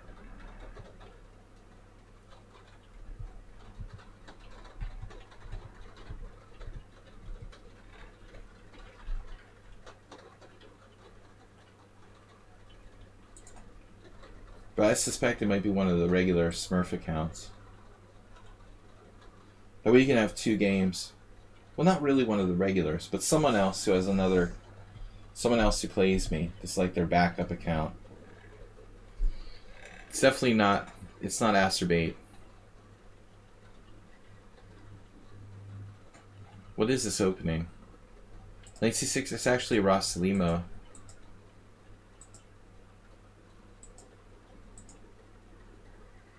Nobody plays this. B takes c6. This is a bad move, but I'm just trying to get something interesting. I'm supposed to play bishop takes. I don't really recommend doing this. It's playable, but it's not recommended as good.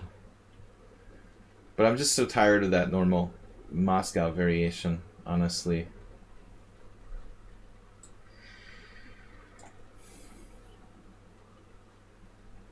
It's me that left the theory here with this b takes c. I've seen amateur players play this, and it seems logical, but my bishop becomes kind of a mystery piece. This bishop isn't that great. It's difficult to employ.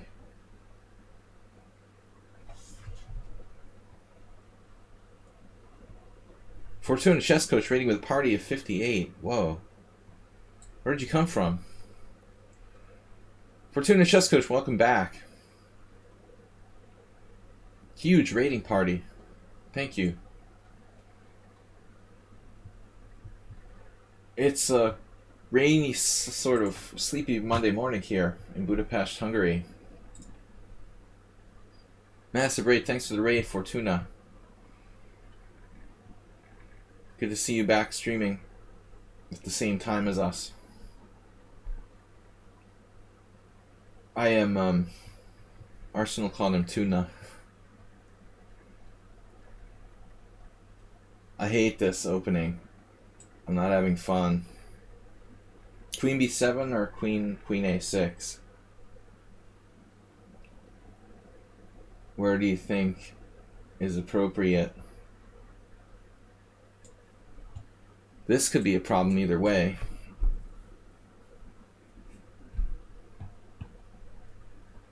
$12?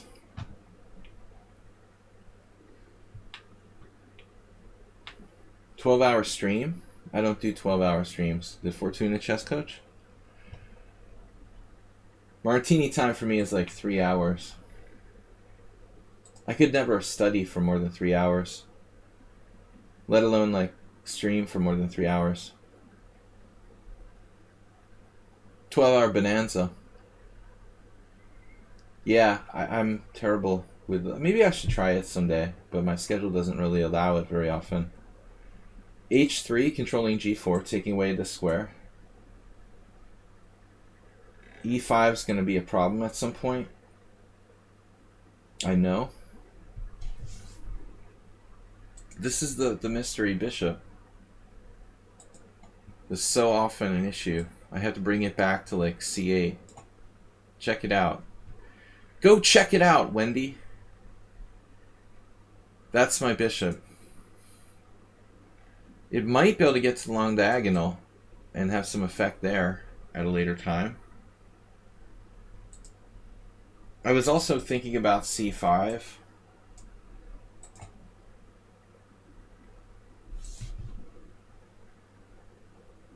Oh no.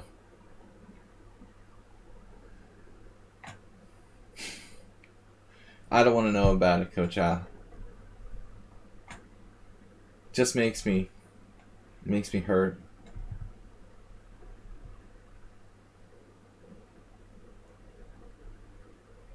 All right, knight d7. Good morning again. 11.9 hours. Who is this guy? Wendy. Wendy? Wait, there's a Wendy in Scooby-Doo? I don't know, man. Coach, are you inventing new Scooby-Doo characters?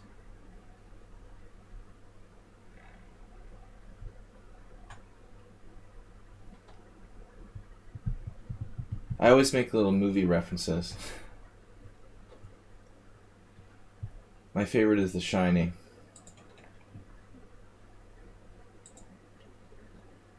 I mean, I don't really have a favorite movie, just lately. I've been doing Shining memes.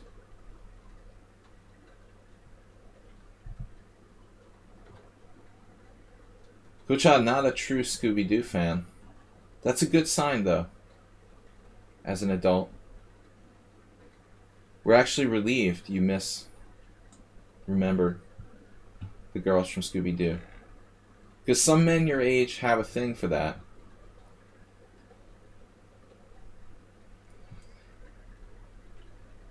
They're like bronies, like Scooby-Doo bronies. We'd be much more worried if you had a Velma fetish.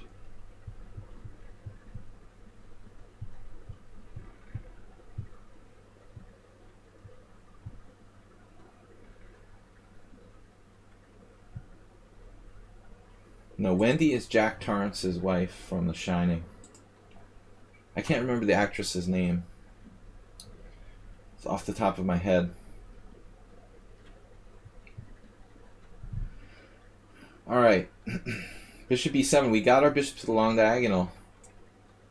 Which is actually more pivotal than c8, because here we put pressure on the key e4 pawn. That's the soft underbelly of White's position. Shelley Duvall, right?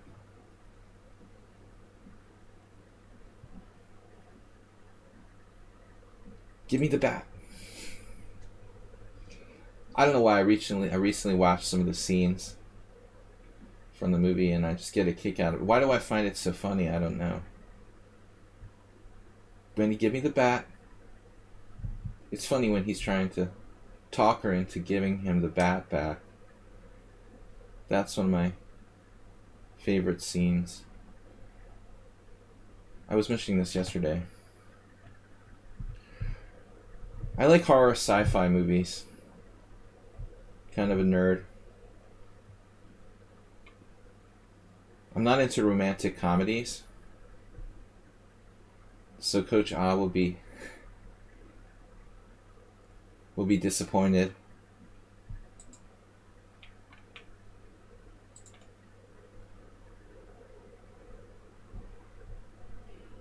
It's kind of a mixed bag with the Stephen King movies, Mad Quick Chess. I mean, there have been some bad ones. But Stephen King himself didn't like Stanley Kubrick's The Shining. Or he felt like, you know, angry that he changed the story from the book a lot. He didn't stay true enough to the story. But it's like a cinematic masterpiece. Probably one of the best horror movies of all time. But I mean, you know, that's one of the best directors. So c4, and we're going to take that pawn out. Ooh, my bishop's hanging. Whoops. Alright, so what do we do? This could get a little sharp. I didn't want to give him this with tempo. Spassky-esque.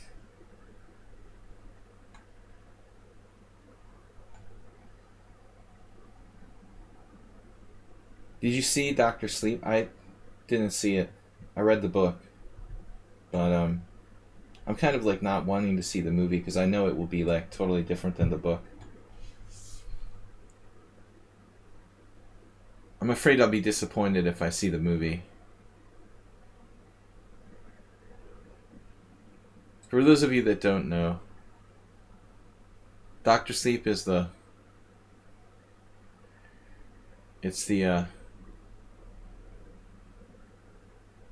next part to The Shining, basically. Couldn't think of the proper word for that.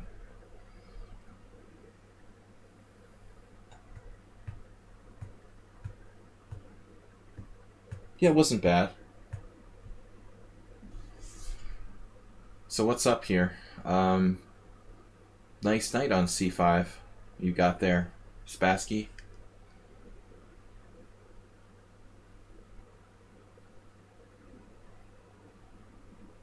I still can't figure out who Dweep is. It kind of drives me crazy.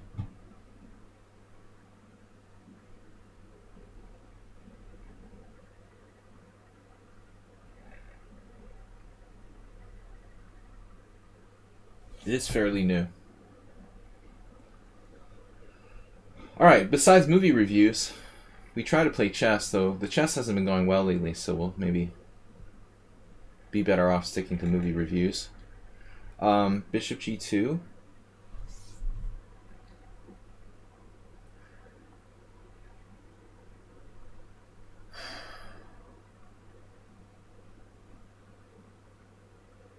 It's like he's trying to suck me into that.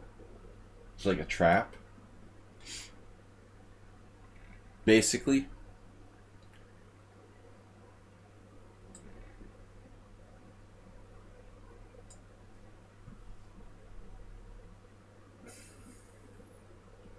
This whole Dweep account is very sketchy.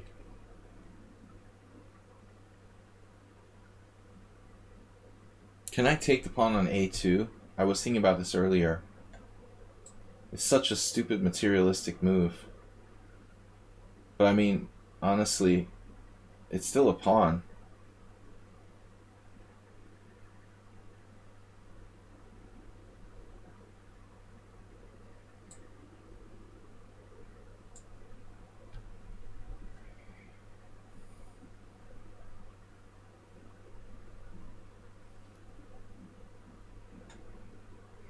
I don't know why is it Dweep reminds me of another player. It's something about their pace of play and their style.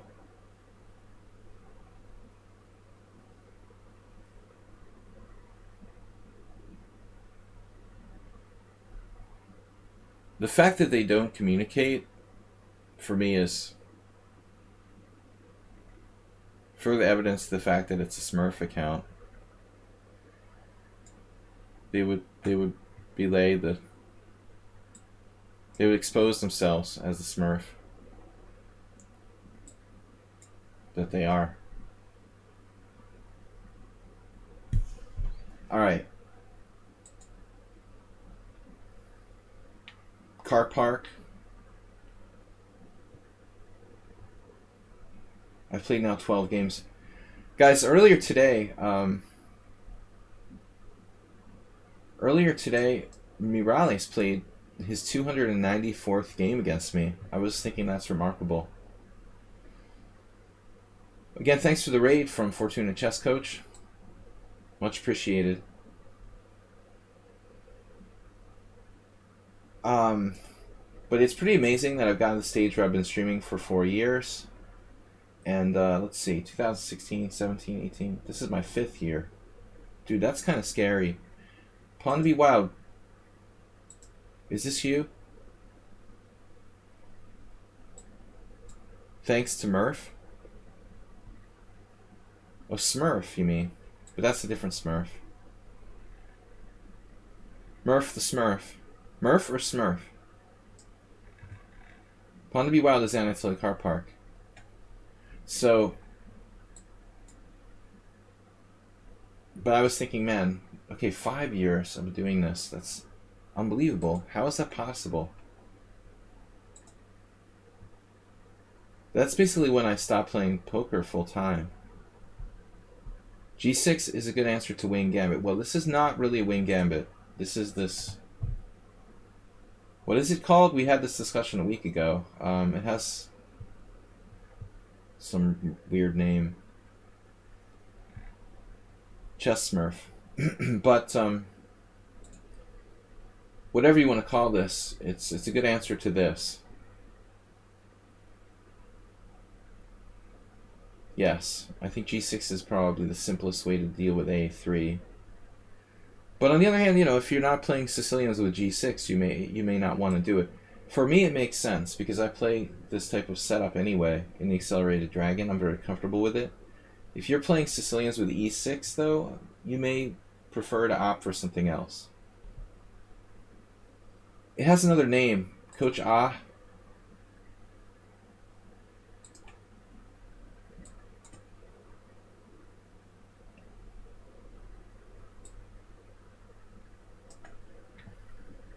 No, I can't remember what it was. It was something that didn't seem necessarily that appropriate. Some player that I was surprised by. But anyway, congratulations to Miralles for 294 games. We gotta make a stream where it's like a clickbait. Streamer plays subscriber for 300th game. I was just surprised by the player that was named for A3. It's worth looking up.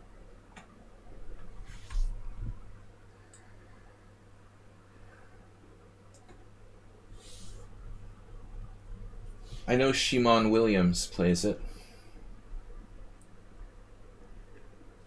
If you go to the Opening Explorer on lichess, enter the moves in, it should list something there. Though I don't trust that Opening Explorer as the legal tender for opening names, it's usually right. It's a nice diagonal for that bishop. I should probably shut it down. Does leave me in an awkward situation though. About can't really blot out both long diagonals, both of these diagonals, and also weakens my d6 slightly.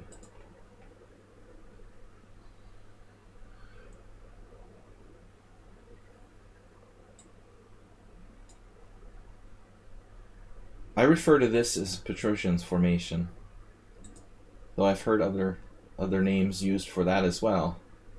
Right, Mangarini, right. And that was a discussion I had a couple weeks ago.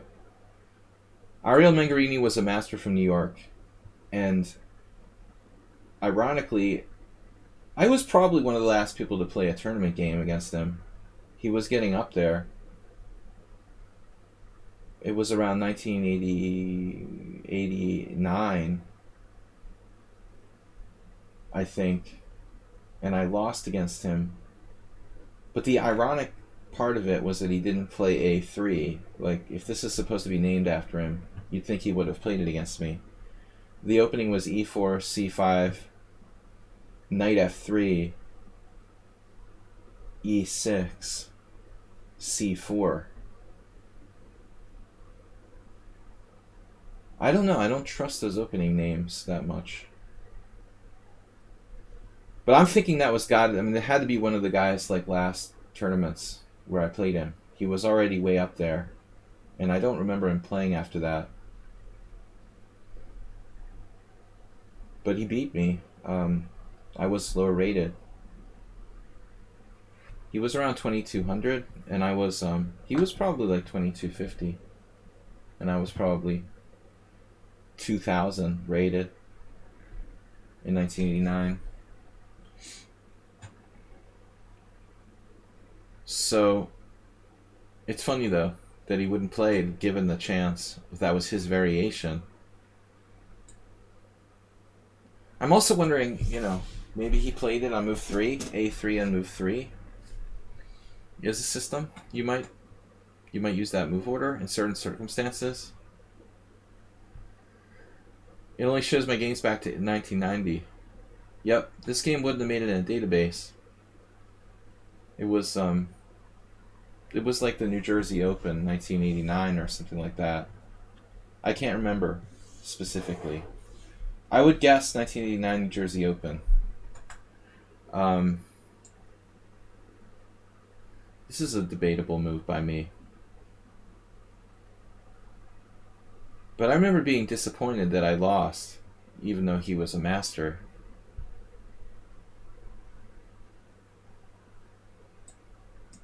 Because he was like 70, you know, he wasn't like he was some fresh chicken. He was, you know, when you're like a teenage chess expert, the 70-year-old masters are the real juicy ones. You know, you've got a good chance to take out that 70-year-old master. You get an opportunity to play with Ariel Mangarini when he's like really vulnerable and then lose. This is weird, man. And Sorry Karpak just made a donation. Thank you guys for donations, by the way. This is our first donation today. Please feel free to give a gift sub or a cheer.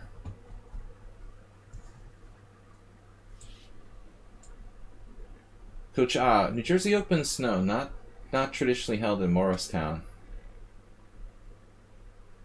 In the 80s, the New Jersey Open was typically in Somerset, New Jersey.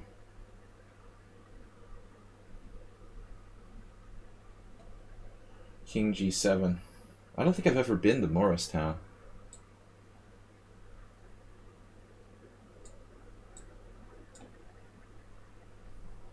But I didn't beat up on him. I was trying to beat him. Look, I'm going to be 70 soon. And I hope I still have a little bit of venom left. Who was I?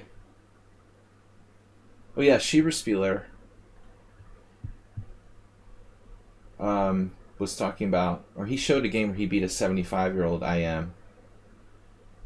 And then somebody was like, wait, who's this 2150 IM? What kind of IM is rated 2150? But I mean, when you're 75, honestly, it's not bad. I mean, I think that's not bad.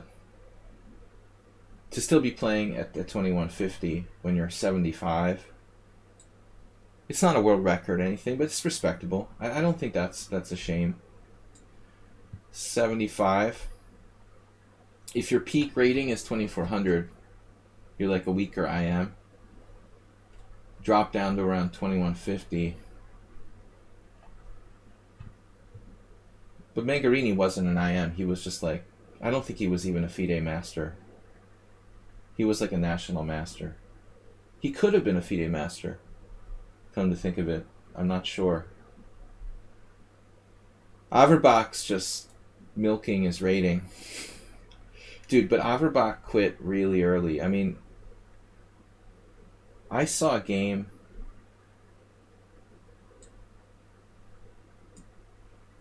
I think I saw an Averbach game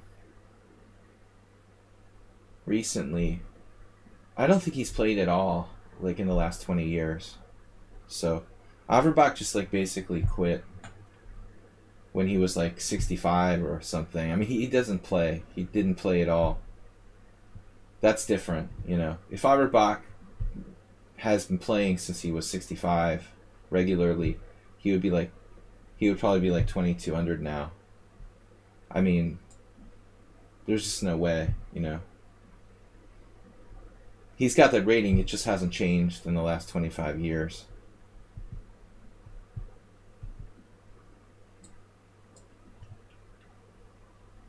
They used to have that tournament in Monaco, the ladies and veterans tournaments. I'm not sure if Averbach ever got into that. I mean, all these guys like Bisgeier, Denker, and Lane, those American grandmasters who I played, they were all active, you know.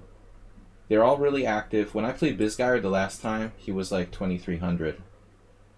And I beat him. But I was like 2500. I think Art got down to around 2300. Denker, I beat him the last time. The only time we played. He was like 2300. And then it's only Lane dropped down to around 2300. They probably got down to around 22 at their very bottom. Bisgeier continued to play, but I didn't play him when he really floored out. But ratings are getting... I think there's kind of rating... there's sort of rating inflation at the very top, but in the middle it's like a deflation. Because you've added all these like 1,000 players into the equation. I think that generally speaking, FIDE ratings have been deflated with the inclusion of all kinds of people under 2,000. But it doesn't seem to affect the very top players. It's almost like billionaires. They're like rating billionaires. The people in the middle gets just like sucked out of all the rating points. All the people between like 2,000 and 2,400, or the people between, let's say, 1,800 and 2,400. People like me. Alright. We've got time for one more game, guys.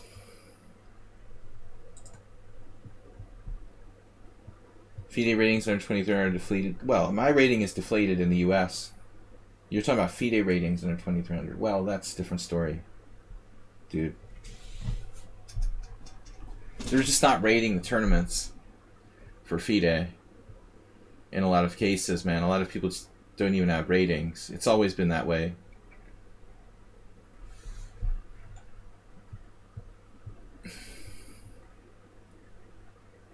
If Leon's not here, I'm going to take the next challenge.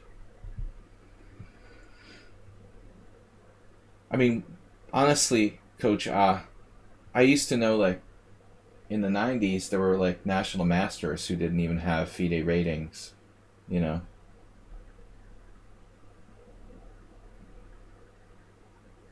The U.S. traditionally was very independent. Not that many tournaments were FIDE rated. And even now, it's, like, expensive. I played a New England Open, like, in 2013, I won the New England Open. And the tournament organizer, like, after the tournament, he was like, oh, by the way, it's not FIDE rated. I was like, what? This tournament is rated, it's like FIDE rated almost every year. He was like, oh, no, no, we announced it in fine print in the tournament advertisement or something. We decided it was too expensive to rate the tournament. I was like, you're kidding me. I would have, like, gained, like, 25 ELO points or something. And then my friend who had a bad tournament was like, yes, it's not FIDE rated. It's like arbitrary, but nah. All chess rating organizations are ridiculous. FIDE is a disaster. US chess is a disaster. By definition. The USCF rates my FIDE rated games in Hungary and tries to adjust to my rating. It's the most illegal thing I've ever seen. Yeah, Master Chess Dojo. It's totally criminal. I mean, all it does is, like, discourage tournament play. What's the good in that? The USCF seriously takes away my rating points. Now I'm under the radar though because of the pandemic. I think they stopped. Somebody at the rating section. They rate my FIDE rated games using my USCF. They're using my FIDE rating as my USCF rating, and then I'm like losing points because my FIDE rating is lower than my USCF. It's totally illegal. But I know I'm not gonna like hire a lawyer to sue the USCF because their rating policy is illegal, you know. But I've been scammed out of like 50 USCF rating points in the last 5 years or something like that.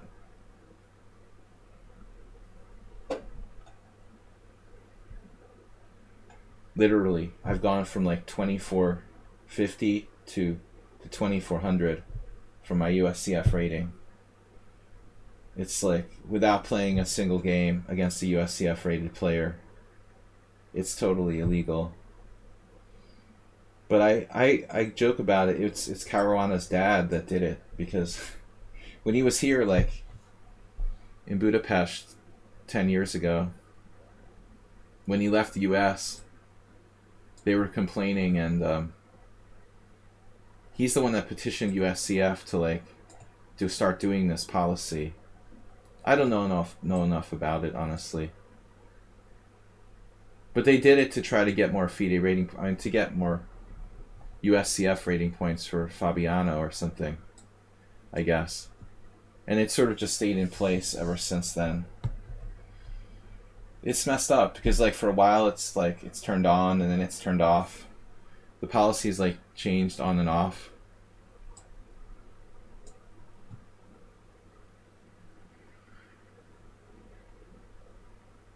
There's no way, in my opinion, that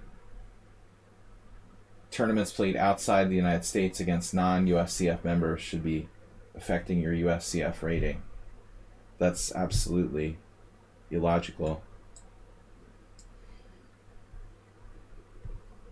It was just a policy created to benefit some specific person or persons at a specific time. In this case, Caruana. I guess I should go for F5 here.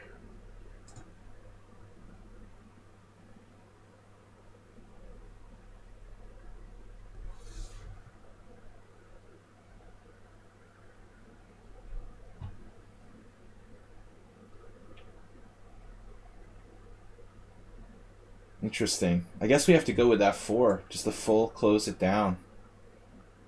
Man, this is weird. I don't really like doing this.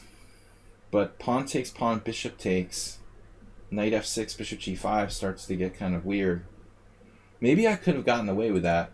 Pawn takes, bishop takes, knight f6. If bishop g5, queen f7. Perhaps I should have analyzed this a little deeper. I can play bishop takes f6, g takes f, and defend my h7 pawn. But it still looks very creepy.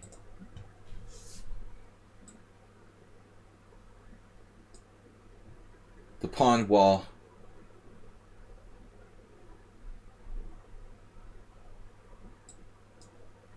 So Fabi went and won the Pan Am with no USA players going because it was too dangerous. Ouch.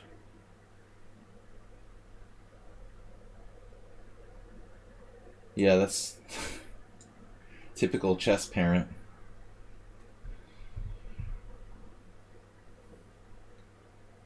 I try to avoid teaching, chess to young people to avoid their parents, basically. That's why I stick with mostly teaching adults. Not because of the kids themselves, but basically because of their parents.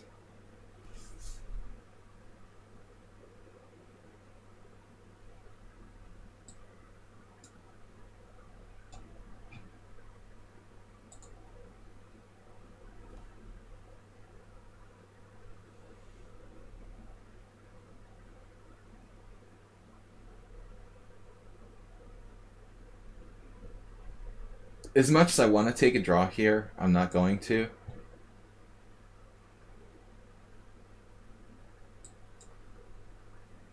I'd like this game to just be over because it's a tedious type of position to play.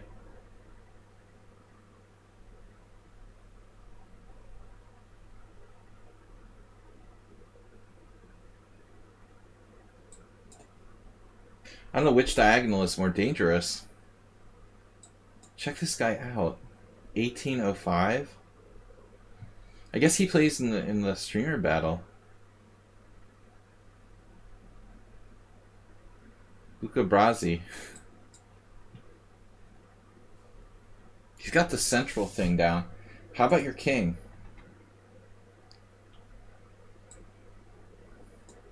I guess we do the pawn storm. The weirdest King's Indian I've ever played. I don't have my bad bishop though. It's kind of good. Got rid of that dark squared bishop. This is why I play the Nimzo, to play the King's Indian. I've had King's Indians, Nimzos, where I brought my bishop back to f8. That's another kind of crazy thing to do. My king feels like he's sort of in a strange place here.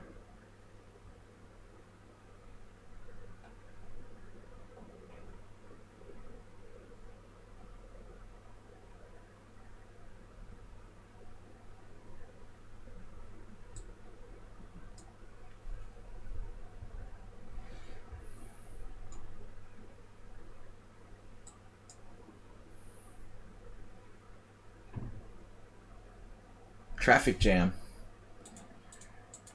Alexander Ivanov used to do this to people. Like, he would put their pieces in a little box. Like, that's the illustration of coordination. The piece box. That's when you know, like, someone is getting totally dominated. There was this one guy Ivanov was crushing. His pieces were just in a little square. And the other side's pieces were all spaced out.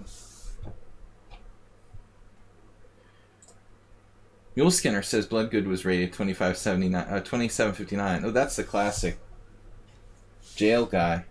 Take care, Chess Dojo. This is not a draw. The dude actually has to drop a rook in order to free himself. Free your mind.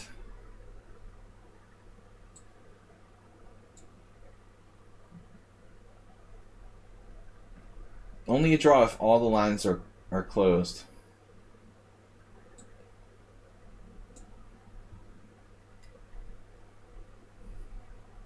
Unfortunately, there is an open line here.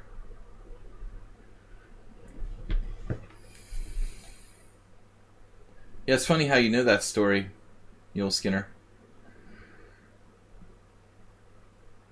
But he did something where he was gradually gaining rating points. You know, holding his own tournaments in jail or whatever.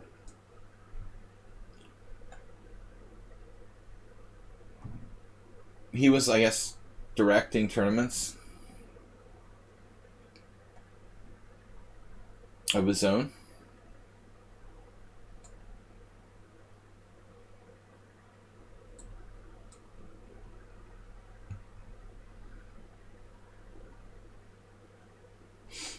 But Esterman sort of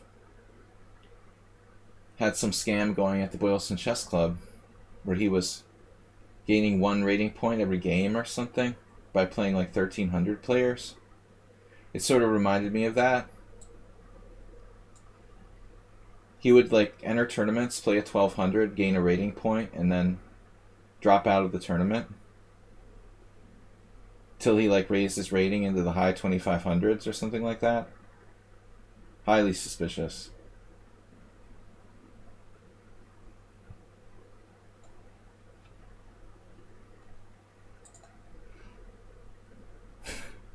One game at a time, where your opponent has 0 chance of ever winning. It's a pretty good system. But I guess eventually they had to repeal the rule.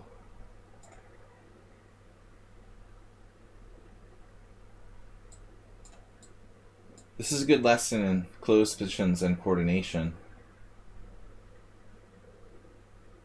Anyway, guys, I gotta go. Entertaining game here. I like how White offered a draw. He's missing some pieces now.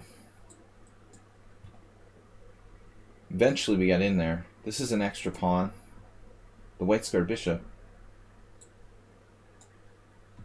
It has some mobility now. Increasing mobility levels. C levels.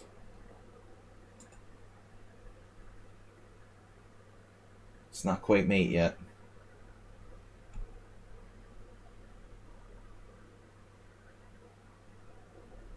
Right.